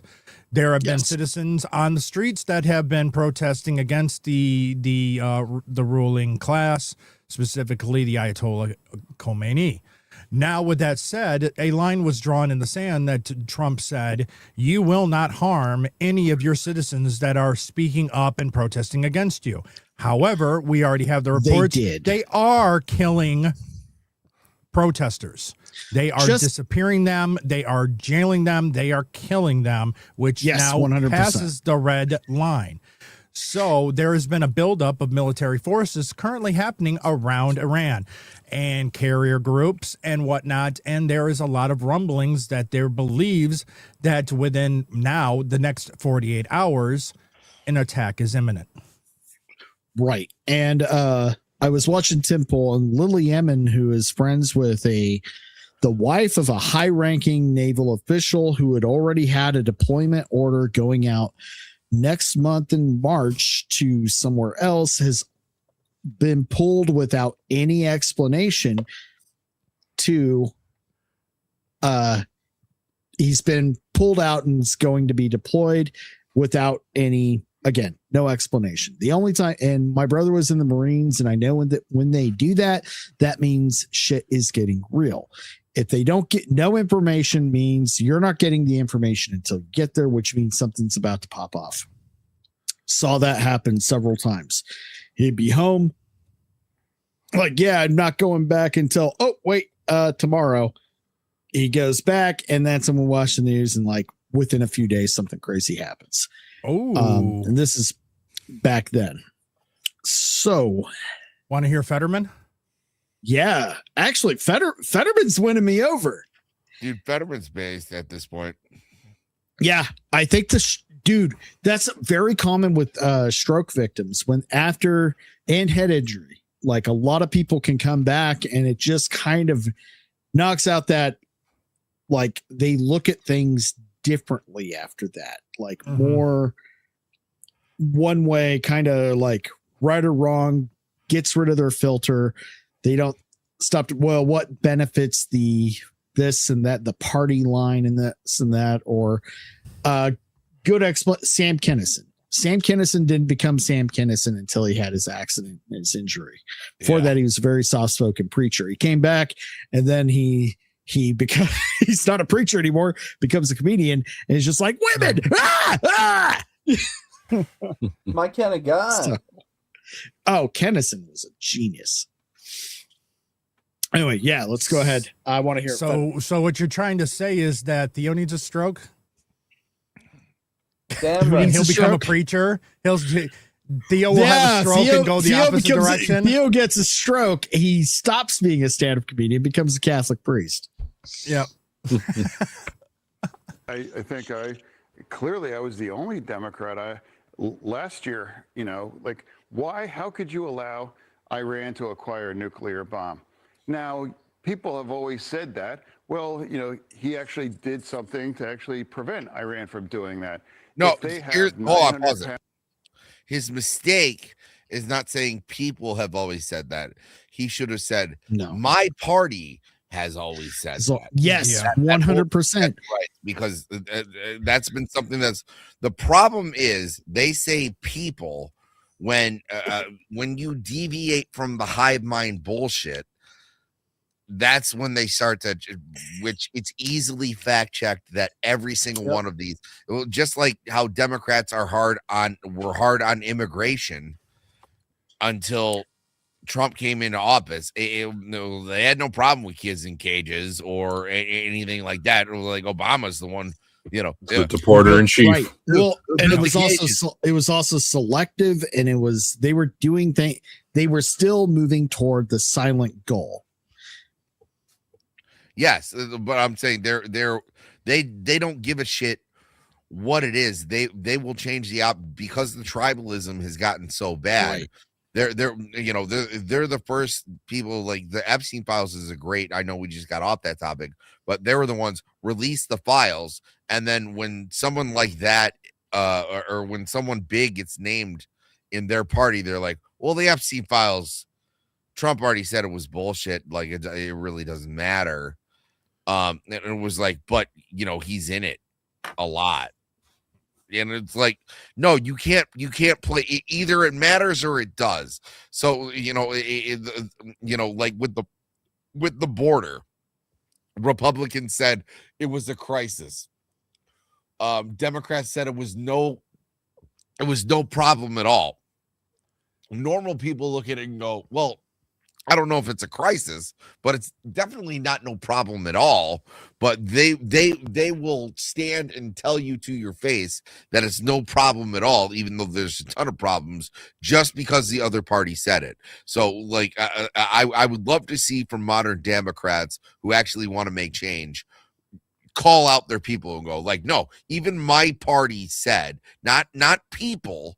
Say your party said this, this is a problem. Like that works on both sides because it lets them play these word bullshit games that, they're very, very good at doing. It was like, well, what I think my colleague meant to say. No, bullshit. You said this in 1996. You said this in 2005. You said this in 2016. What's the difference now? Oh, it's because you don't like who's in office. That's the only thing. Yeah, it's team sport. It's the team sports problem that we have when it comes to politics. Yep. But Abe says Fetterman went from retarded to based in just a few years. If only more Democrats had strokes. Right. Strokes for all Democrats. Rounds of near weapons grade uranium. Why wouldn't you strike that? Why wouldn't you hold them accountable that way? And now here we are again. And now we've demonstrated that's the only thing Iran ever responds to is strength and power and hit them. And if they want to hit them again, because I don't think you can't really trust and negotiate with them. You can't negotiate with cancer. No, you can't. You have to attack it and go right at it. Wow, that was pause. That was a great fucking statement from Fetterman. You can't negotiate with cancer. And I'm sorry, Islamic dictatorial regimes are just that. They are cancer. I agree. They are non-negotiable. They are more. they are more than willing to kill every single citizen in their country that's uprising against them than to relinquish power, because they believe it in a religious sense, not anything else. Well, they have a different definition of peace that like Western cultures do. Okay, so their peace is domination. Beat you into being So their peace is we had to kill everybody who disagreed with us, but there's peace now, and that's really what it is. And yes, there is not coexistence with that. And it's really funny if like you ever catch like an imam or like someone talking about that shit, and like you ask, and it was like, well, it really is. It was like, I'll have peace. I don't care who I have to kill to get it. And you're like, well, that's not really peace. And then they're because like, well, they mean peace among just them. Yeah, no, that's not everybody else. That's why it's really hard to have like a philosophical argument with Muslims, because they'll say things like, well, Jesus was a Muslim, and you're like, well, dude, Jesus predated Islam by 600 years, and they'll go, the Quran says not according to the Quran. Yeah. So, but then you go like, well, Christians don't care about the Quran, and then they'll go, well, look at all these problems in the Bible, and it was like, no, the only reason there's problems in the Bible is because the Quran is the one calling that out, and they're like, well, if the Quran says it's wrong, and you're like, well, I can't argue with you, because you're not willing to take the Quran. You're dealing in absolutes. Yes. It was like, so, when you say, so the biggest one that I always use when I'm arguing with Muslims is Jesus wasn't crucified. Jesus Christ being crucified is one of the most documented things in history. It's not just the Bible. There's Roman records. There's local records. There are testimonials. There are people. Jesus of Nazareth died on a cross. There's nothing. They did it to mock him. There's nothing that negates that. Well, hell, even astrological tests have all correlated this, because we know that when he supposedly was executed, there was in fact a solar eclipse. By tracking when solar eclipses happen. I was gonna say, these people weren't like back out. It was like they knew the time of day that he died. They knew all. You know what I mean? It was like these people weren't stupid. Okay, like the society. You imagine a bunch of people just walking around in like sandals and like not knowing what's going on. I was like, not a lot of people give them credit for how advanced they actually were at the time. These things were written down, and as a matter of fact, Jesus Christ was crucified. The way he was crucified was to mock him and to say, it was like, and they wrote King of the Jews. That was something that the Romans did to say, like, hey, you guys don't have a king. You're under our suppression. This is not, it didn't matter. It didn't matter. But to say it didn't happen, it's no different than who's the guy who started like the Mormon church? Joseph. Joseph. I always want to call him Joseph Campbell, but I know it's the other. But Sammy, you brought up a really good point, and I had walked away, and so I kind of ruined it, and this just adds to it. But you were talking about Muslims dealing in absolutes. Yeah, they're like the Sith. The Sith only deal in absolutes. Yeah, but what I was getting at even further is so you can talk. It also has to go from this insane. You have to what are they all? Subvert your expectation, or subvert your what do you subvert? Expectations. Not expectations, but you have to subvert your reality.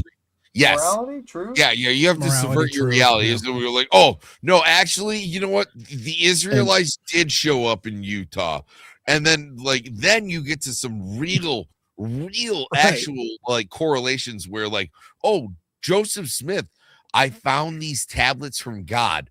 No one else can read them but me. You know, it's an interesting fact about Joseph Smith. Muhammad, very I found these in a cave. No one else can read them from me. Hold on, and if I have any Mormon friends out there, I'm just pointing out a slight, just a fact. Okay, don't fucking come at me, or do. I don't care.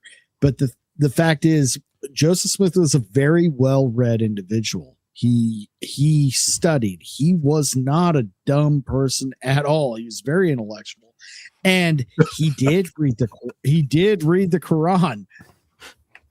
He did understand the history of Muhammad. I'm just kind of putting those two things together when it goes into what he is saying about what he discovered that only he could read. It's kind of sus. It goes against every. Okay, they always kind of say like, oh, the big three. There's like Jewish, Christianity, and Islam. Well, there's only one that Hinduism's bigger. You know what? You'd be much happier if we did replace Islam with Mormonism. Mormons are a lot of fun. They knock on your door every now and then. That's it. So I have been I think through. it was you telling me if they can't say no, like, hey, yeah, we'll talk about that. Okay. Could you help me move shit for a minute? I'll solve this right now. When Moses got the 10 Commandments from those tablets, he ran down from the mountains and said, God has said these are the commandments from him. God spoke to me directly. When Muhammad got his intervention with God, he was like, hey, I saw this in a cave and no one else can read them but me. And I know the rules are going to contradict themselves and they're going to keep going as I move forward and they're going to suit my needs. But they're from God. I swear to God. But you can't, no one else, but like my best friend, he can come. He can help read the tablets because I'm going to give him the magical rocks that help him. The funny thing is, I've been to some mosques before. A few of them were the Nation of Islam one. I was trying to get at this girl, so don't question that. So, okay. But she have nice feet. Even worse. Actually, she does have nice feet. She was Ethiopian. Okay. I'm glad to hear she has nice feet. She's fucking insane. You say she has nice. No, it wasn't Islam. You said Nation of Islam. That's the one where she thinks that white people were created in a lab. Yeah, cool, my God. Yeah, man. No, I was there. They had Louis Farrakhan in there, right? Talking. Oh yeah. Oh God. And so he was talking about he was down in Mexico, where the pyramids are in Mexico and stuff. And supposedly, so he said a bunch of different weird ass stories, right? So one of them was him and only the guys that was in his vehicle, his security guard, they saw a bull in the middle of the road. So he went out and supposedly, since he's like, oh, I'm in tune with God, the bull didn't come and attack me or some shit. And he just walked up to it to where he could pet it. Then another one was he had a vision where I'll probably get killed for saying this. So he's had a vision that what was it? He was at the top of the pyramids in Mexico, and then the alien spaceship came down and teleported him into the spaceship, and he only saw lights that were red, yellow, green. I was like, wait a minute, is that a traffic light? And so that's what I was thinking. I was in there. So Farrakhan. Okay. I'm a Detroit guy, but also the Nation of Islam started in Detroit. Arguably, I covered this on Tinfoil Haters. The weirdest thing about the Nation of Islam is it wasn't started by a white man, or it wasn't started by a black person. Yeah. That was the other shit. So out of all the shit they would talk about white people, right? So when they showed a picture of the Farad Muhammad, yeah, I was like, wait a minute. I'm looking around. He's an Italian guy. Yeah, I'm looking around. I'm like, wait a minute. This is like some Jewish looking guy. Am I the only one seeing this? And like these guys are praying. What I love, and I hate to call it like a Detroit legend. What I love about Farrakhan, is he has like the same mannerisms of like Smokey Robinson. Well, you know, he used to be a calypso singer. He even had like you know what that makes a lot of sense, because they'll ask him a question, like you'll ask like Smokey Robinson a question and be like, hey, you know, like you were really great on that album, and he'll do something like this. Yeah, so but he'll do the same thing. He's like, you see, the problem with the white man is they were created in a lab 6,000 years ago. The people and the true people, the true Israelites, and you're like, oh, Jesus fucking Christ. But also, I have to say, I don't know if we could pull it up. I saw Louis Farrakhan speaking on Oprah. And I think it was like in 1991 or whatever. Luke Farrakhan was spitting some shit. You know, he was like, you know what? The only enemy of black people is black people. We need to get away from the white liberal. Like he has been preaching some nonsense. It was like you think Shirley is your friend next door? Well, he always does this thing, like he touches his face like it's too hot. You know, like you think Shirley likes you? Shirley only likes you because you're there and you're subservient to the white culture that has been weighing you down. And you're like, oh, okay, maybe Shirley just wants to get the mail. We don't know. Well, speaking of white culture, Artswitz needs to get out. Yes, I'm falling asleep. Thank you, Vagabond. All right. Hey, Arza chat. Great to have you. Give him his outro music, Emerald, and we'll give him the floor. Where can people find you next, buddy? Oh, you know, that's a wonderful question. I'll let you know. Follow me on YouTube and X, and you'll see when I next upload speaks. At some point. It might include rants about certain ethnic groups who are known for sniffing copper. That's enough of that. Don't play the music. Night, guys. Good night, buddy. But yeah, like so I was Ross. Oh my god, the youth is so fucked up right now. No, but yeah, at the end of every single time I was at this mosque shit, right? And then dude, guy would sit there and be like, all right, anyone who wants to join the Nation of Islam, whether you're Christian or anything, because everyone here is Muslim, even Christians are Muslim, Rastafarians are Muslim, everyone's Muslim. So you can just step right on if you're ready to join the Nation of Islam. The dude would start describing to me. He's like, even if you had dreadlocks and a long beard, and you're wearing whatever you're wearing, you can come on down. Got a cat on your head. Yeah, that's the guy was like trying so hard to get me to join. I'd never joined because it's like, but yeah, because when I seen the Farad Muhammad, I was like, wait a minute. That was like the most eye-opening shit of the shit. And I was like, this dude's a straight white guy.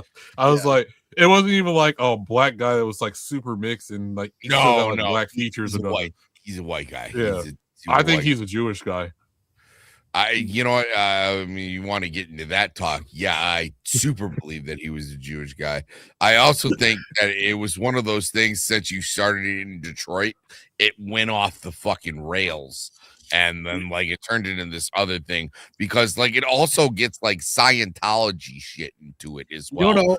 like, you know what I want to get into? Start the Nation of Islam. They're like, well, back in space 6,000 years ago, and you're like, right. Whoa. Well, Sammy's right, because like I said, the guy was talking about, man, there was times this dude would talk about aliens and UFOs and shit. Like, man, we gotta just find Farrakhan clips of just talking about aliens. I would love to have a Nation of Islam special, because literally it starts. We should. Okay, we'll do that. Let's do that. We'll see how the news goes. If World War III doesn't break out by Tuesday, we'll do the Nation of Islam special. Let's get back. Let's like kind of step back to what we were talking about just a little bit with. Okay, so talking about the impending possible military force about to be brought upon toward Iran. Let's go back. We'll do a recap real quick. Iran's been, the protests broke out. Iran started killing people. Trump said, yo, don't do that or we'll intervene. They're like, yo, dude, we're going to not do that publicly. But they killed all communication, started doing it in the streets. They did not publicly execute all of the people that they had planned. Keyword is publicly. They most likely did execute all of these individuals that were involved in the protests. The general population of Iran does not want to live the way they have lived in any way. So now this is the key thing that I want to talk about. A lot of people on the right and the left are like the severe right that are like no military intervention under any circumstances in any country. We are not the world police. We don't do anything, period, end of story. And the left is like, haha, we told you, look, now we're going to have military intervention. I'm somewhere in between. No, we don't want to have it if it's not called for. This kind of seems like something called for, but a lot of people, and I understand this being somebody whose graduating class is mostly gone because of 9/11 and everything else, and the first war, the never-ending war and everything. So we don't want to see another endless war, and a lot of people are scared that might happen. So that's kind of where I want to open the discussion. As long as it's precision strikes and stuff like that, no real troops onto the ground, even if it's from from the sea, I'm kind of okay. It's when we start putting troops actually on land going into it, that's when you start getting into the potential of another endless war. If we're going in simply to support those that are trying to overthrow their government, then it's nothing more than to go to historical terms. We're doing nothing more than what the French did for us fighting against England. That's a good point. Now, that also brings up the whole, so many people are like, we don't do regime changes. We're not doing that. No more regime changes ever for any reason. Like, fucking, sometimes there's a fucking reason. You know, it'd be funny, not to make it light of this, if instead it was all a bluff, just, yeah, it would be funny if like saying all this was really just a ploy to where they think we're going after Iran. It was just, let's just already take over Cuba already. That would be awesome. Like, I don't know why we allow Cuba just to exist. Fuck them. Like, why do we that's what I know. I don't and that's what I want to see. No, I'm kind of fine with regime changes when necessary. Okay. And like the whole thought that we do no military intervention ever for any reason, kind of the some of that other subsect of the right that seem to believe that, like, I voted for no wars ever for any okay, that's not realistic, guys. Monetarily green. Let's not indulge the military industrial complex. I like that idea a lot. Well, I mean, I get the sentiment. It's what I said earlier. It's not that there's no war. Not military engagement is impossible. So there's certain things where we've intervened. We also have half of the country who are bad actors going, this is an act of war every single time we use military force. For any reason. We didn't do that when Obama was in office. They celebrated it. Okay, these are people who also celebrated when 9/11 happened. These are also people who use children as like human shields. These are people who set their bases up in hospitals. This is the Viet Cong on fucking meth, right? Like they're beyond guerrilla tactics. Like it's like you ask any soldier who was in Afghanistan, you're going like, oh my God, you would see a kid running up to you and you don't know if this kid has a bomb on you or not. These people believe that martyrdom is that's really fucked up. But to say that any single time that the U.S. military does something is an act of war, it's dangerous and it's retarded, and that fits the whole Democrat way of going. It was like, I'm sure that Trump's doing it. Ted Leo would tell you that anything that if someone in the military scratches their balls, Ted Leo would be like, well, this is an act of war. Yeah. Well, we do have a call for a regime change in the chat. It's time for a regime change for Ironcast. Is Drunk Man's time to shine. Well, thank you, Master Hobo. Is, okay, if we allow things to happen in Iran, they say that are, how does it affect us here, right? There's oil, and okay, I know people are like, oh, well, we're going there for oil or whatever. Fuck it, let's get all the oil. I want to see gas under $2 a gallon or whatever. Yeah. So if we are going there for oil, and by us controlling the oil, the population of Iran flourishes. Those people are starving because all of the wealth of the country is being exported to the personal wealth of the people in charge and to terrorism. That has been the way, that has been the model for decades that they have been in control. Like a reason why a lot of us ain't driving Hummers around is because gas is too expensive. Like we should go. No great for prime. I don't know what that means, but I ain't driving a Hummer around. It's because it's $120,000 though. Yeah. Well, the thing is again, this is where I kind of go where Obama, I think, is actually a traitor.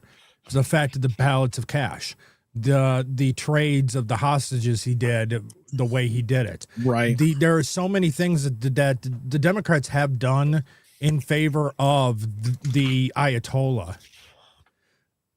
Right. I mean, all they do is just placate and stuff like that. This is what what Fetterman said about the fact that you cannot negotiate with terrorism. I mean, with cancer. It's the same thing. And the thing is what the Democrats keep doing is trying to negotiate. At a certain point, you can't anymore. It's time for action. And the infiltration of ideology has gotten so fucking great. Like, okay, you wanna protest for the people of Palestine after everything that happened October 7th, whether you love or hate Israel, doesn't matter what they did versus the outcome that happened, whatever. But the Palestinian protesters are out there actively fighting violently the people protesting for the people of Iran who have been under a literal dictatorship for decades. Okay, I can explain why that is. It's because Muslims are willing to lie to get their way. Okay, that's why you see all those fake AI Palestine pictures and videos. Those are okay. Pallywood is a thing. The main reason that what we were originally talking about is the degradation of the American dollar. It was like, I don't know about you, but like whenever I would buy something, I would see what the what it was worth in America and what it was worth in Canada, and it would be substantially different. Okay, we don't really have that much anymore. The problem, the American dollar needs to go up, and I think Trump's really trying to do that. I think we have a sect of people, which it relates to Islam. It really is, when you break it down, is like third wave feminism, where we're letting these people come in and do all these things. It was like, well, look at Madani's New York, where it was like he was in for a month, and now there's like stacks of garbage, like, you know, mountains high. It was like he's a month into implementing these things. We know they don't work.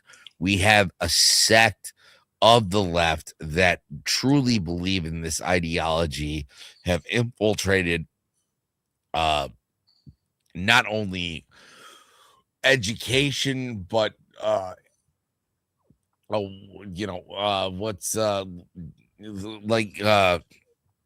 entertainment. They've infiltrated entertainment as well.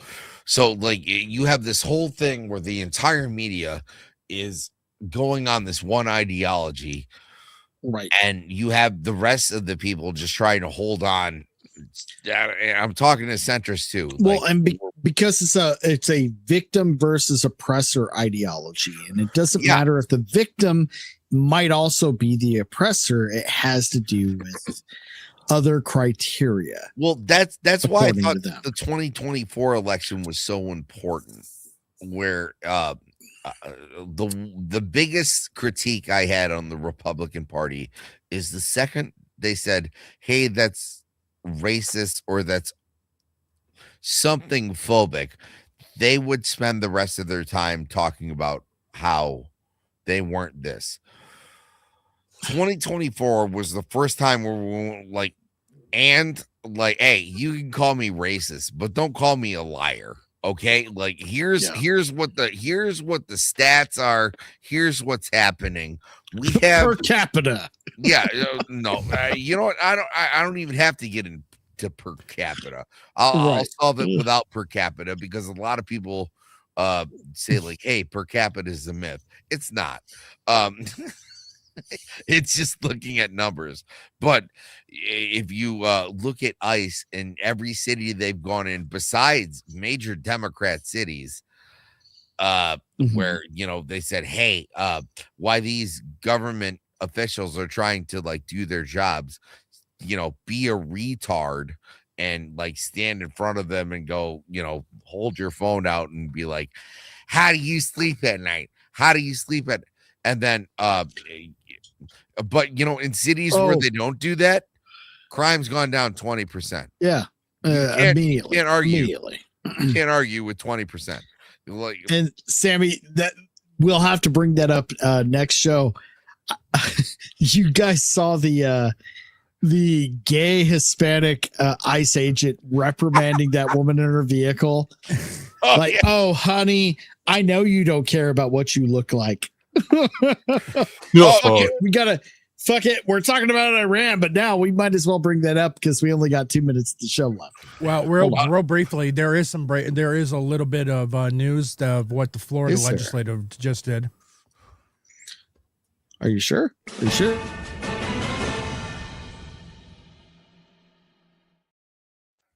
Okay, what is it? So breaking, the Florida legislative has approved a bill to rename Palm Beach International Airport after Donald Trump, changing it to the President Donald J. Trump International Airport, as Governor Ron DeSantis is expected to sign the bill into law.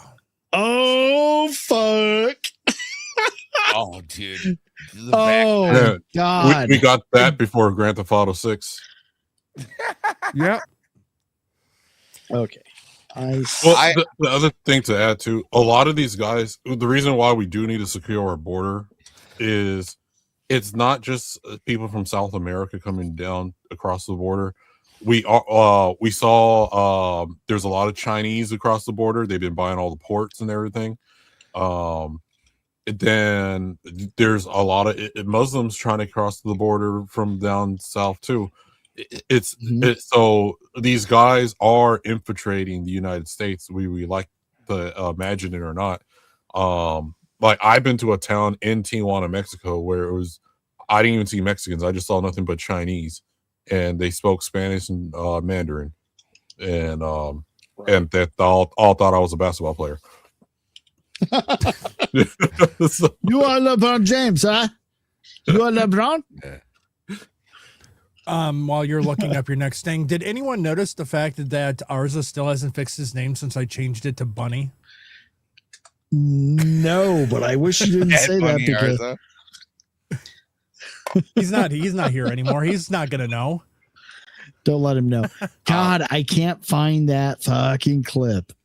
What are you looking for? Where the ICE agent tells it, like, no, honey, I don't care what you look like. I can tell you don't care what you look like. And he starts going into the person they were there to arrest was a child murderer.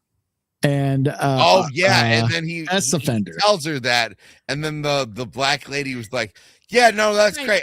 I don't give a fuck. Whoa, what's even funnier, Sammy, she was white. She was just talking like that. I only heard the audio, but she was talking that way. But you can't reason with these guys. Makes me hate her even more. With any time there's an activist and they talk in like I'm sorry, Vagabond, in Ebonics, I just assume. Why you turn to him? He doesn't speak Ebonics. Absolutely unacceptable. No, but I'm saying like I just feel bad for him as a black person when you see this white liberal who has the liberals so much. They go like, okay, Vagabond, I consider you a friend. I don't think when I meet up with you at MegaCon that I'm gonna have to go like, hey, yo, motherfucker, we're like, what the fucking deal? Right. Like, I'm not gonna have to talk like Snoop Dogg to fucking talk to you. Like, this is how detached these fucking people are, where they're going like, I'm just trying to make a point, motherfucker. You don't even fucking you don't even fucking know. Well, like, I will say this. A lot of that talking like that is performative. So, like, for instance, if you were going to become a Crip, right? If you're going to become a Crip, right? A lot of Crips, what they would do, anywhere that began with a B, they would put a C in front of it, right? You found it. No, it's the same with Bloods. So Bompton, like instead of Compton, they were like Bompton, motherfucker. That's how they react to shit like that. I'm saying before we get on to a different topic, okay. We're not getting on to another topic. This is the end of the night, buddy. Okay, well, this is the end of the night. All the queer people, we let them join ICE. Mm-hmm. They're the most violent, fucking crazy people. We go, hey, you want a job?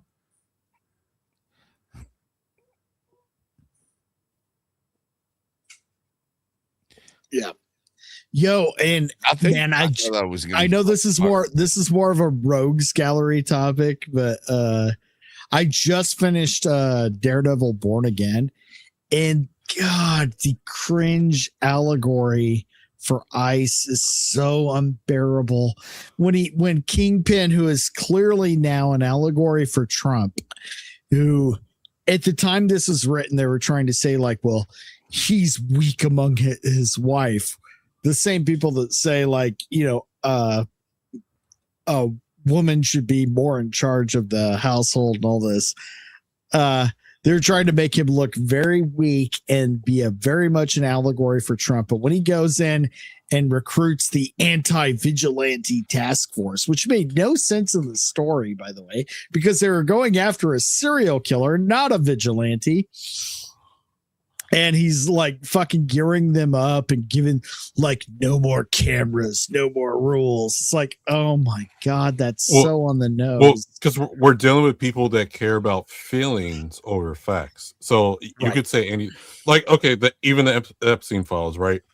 They'll admit, Trump's name's in the files how many times, right? But then you're like, okay, did you actually read the files to see why his name was mentioned in there? No. And even but if his you names tell were them, but his names were in the files, huh?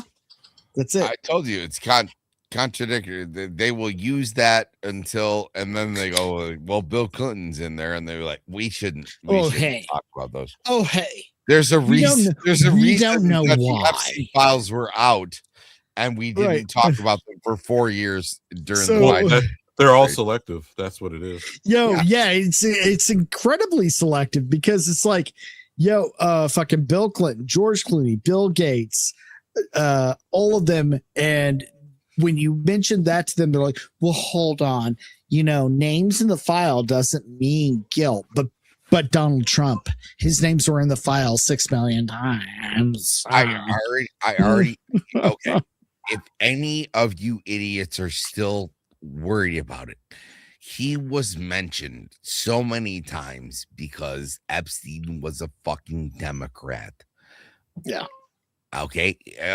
There's actually one of the craziest things I've ever seen where they had that correspondence where he texted that woman during a hearing of the Senate, and he was telling that woman what to say. Yeah. He was conspiring against Trump because he was like, I hate Donald Trump and I don't want him to be president. And it didn't matter because when they said, oh my God, because the first thing was like Jeffrey Epstein was best friends with Donald Trump. And then it came out in the Epstein files that they hated each other. Then Democrats pivoted to, oh my God, if Jeffrey Epstein hated him, how bad must Donald Trump he be? Oh my fucking God! You know what? The only thing I know about Donald Trump in 1993 is he was in Home Alone 2. Everybody, fuck off. Okay, it's not that big of a deal. You had Big Willie and his wife going in and snacking on little children, and then you're like, well, he's mentioned this much. He's mentioned this much because he fucking blew a fucking it's all performative.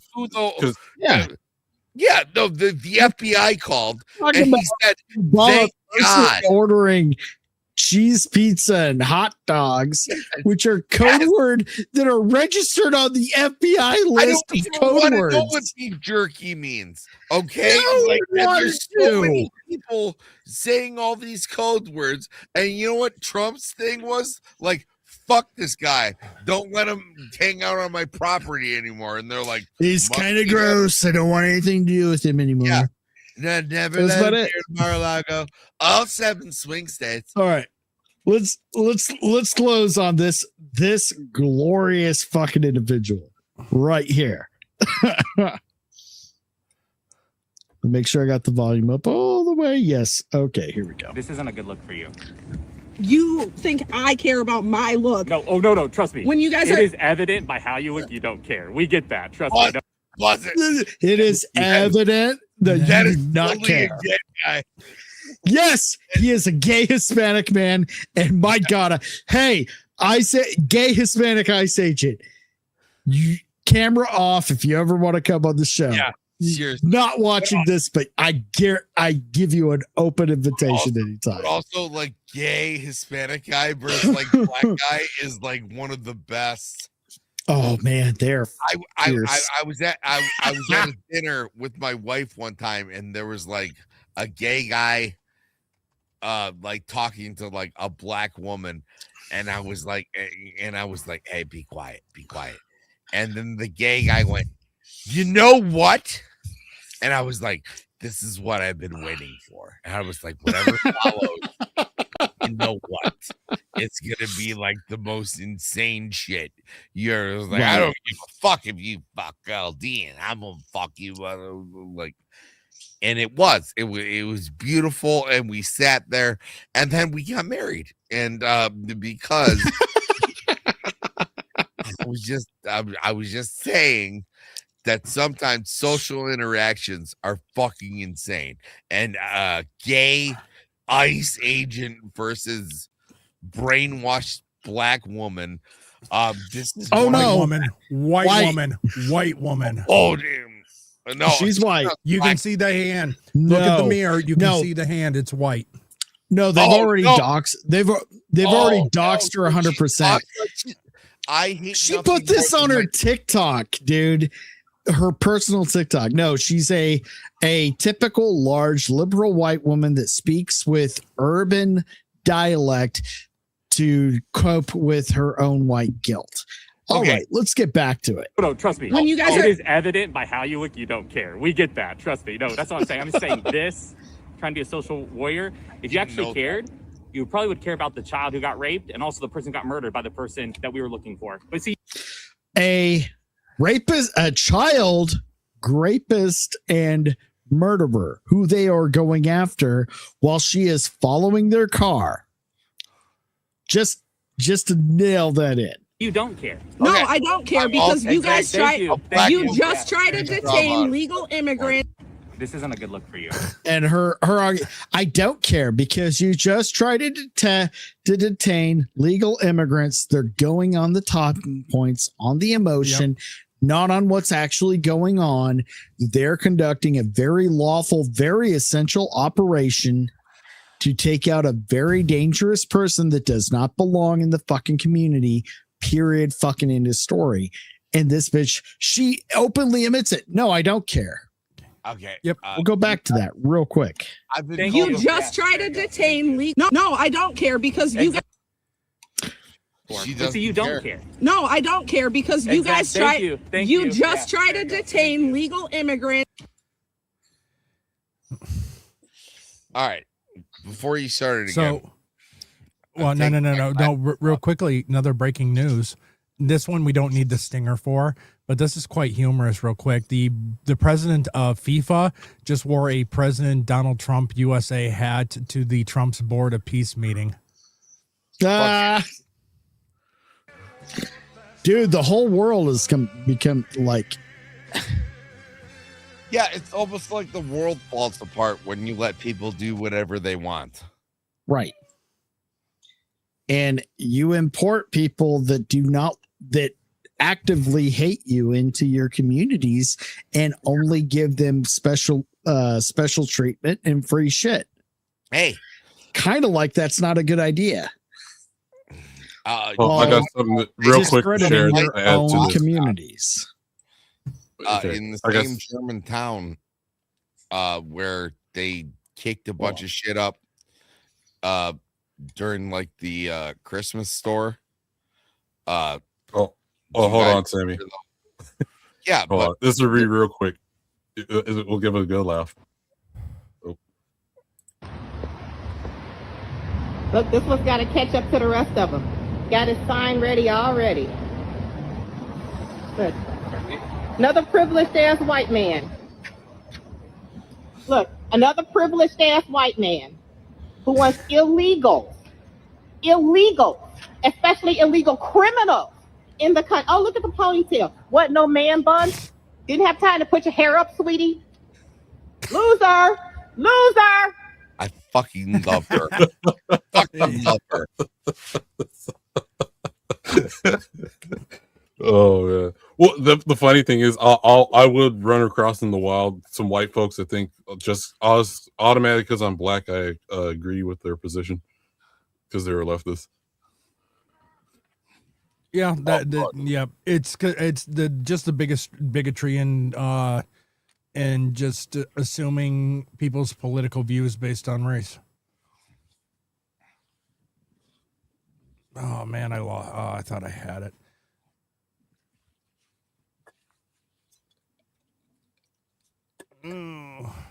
Like when I went to the Trump rally here, and the BBC guy went to interview me and never posted that interview up. Bullshit.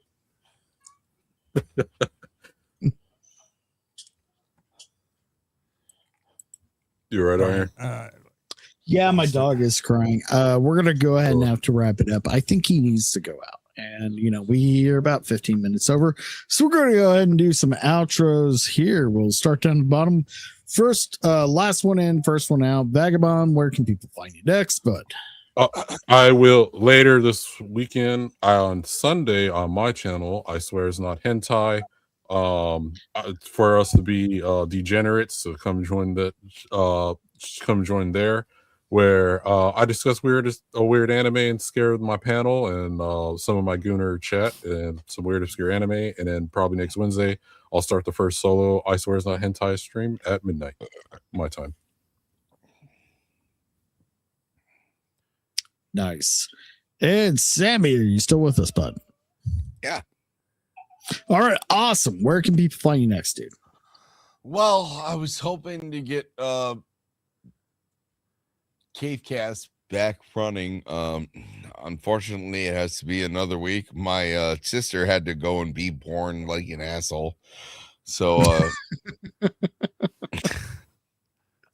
happens. I'm gonna celebrate my sister's brunch, and then we're going right back. So set your alarms. After a 5-week hiatus, Cavecast is coming back. But other than that, I'm also bringing in other news back. I'll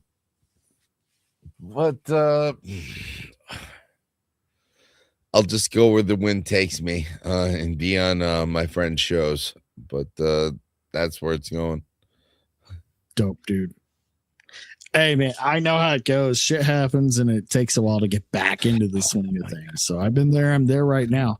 All right, Drunken Emerald Arrow, producer extraordinaire. Where can people find you next? Saturday, 7 p.m. PST, back on my channel is insert title here. Then on Tuesday at 6 p.m. PST on my channel is Nerds Covering the News. And then Thursdays at 6 p.m. PST, preceding this show, is All the Good Titles Were Taken. Hell yeah. Excellent. I'm Iron Oxide. This is my channel. Please do subscribe, especially on YouTube, as we are closely, or how do I word this? Rapidly is a better word to use. Approaching 1,000 subscribers. We need it. It'll give me some bragging rights, make the channel feel a little more official, get on some more interesting guests as we keep going. So please do like, share, subscribe if you like the content. I will be back on Saturday at 4:30 p.m. PST with a very extra special episode. I'm going to go ahead and drop the news now of the weekly Rogues Gallery with special guest Chrissy Mayer. So that is going to be a lot of fun. We are looking forward to that. And then we'll be back to our normal schedule. Going to try to do the morning shows if I can get up in time. Between 6:30 and 7 a.m. PT for about an hour every morning. Then Tuesdays and Thursdays with Ironcast, what you just saw here, comedic news show where we try to talk about news, but sometimes spend an hour talking about drug use instead. Then we go into aliens. Alien Rubio. Excellent. And drugs are fun. Drugs are fun. Yeah. Oh, no, listen. You know what you're here for. And then the Rogues Gallery, of course, where we go through pop culture and different topics. Large panel, lots of chaos. That's the flagship show.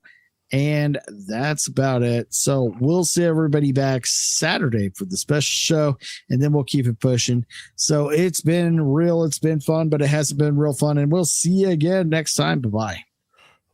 Jerome, can you tell that piece of shit asshole to fucking get the hell out of here before I fucking kick him in the face? Come on. Gentlemen, this is Democracy Manifest. Have a look at the headlock here. See that chap over there? Get your hand off my penis! This is the bloke who got me on the penis before. Get some cups. Why did you do this? Get some cups. For what reason? What is the charge? Eating a meal? A succulent Chinese meal? Oh, that's a nice headlock, sir. Oh, yes. I see that you know your judo well. Good one.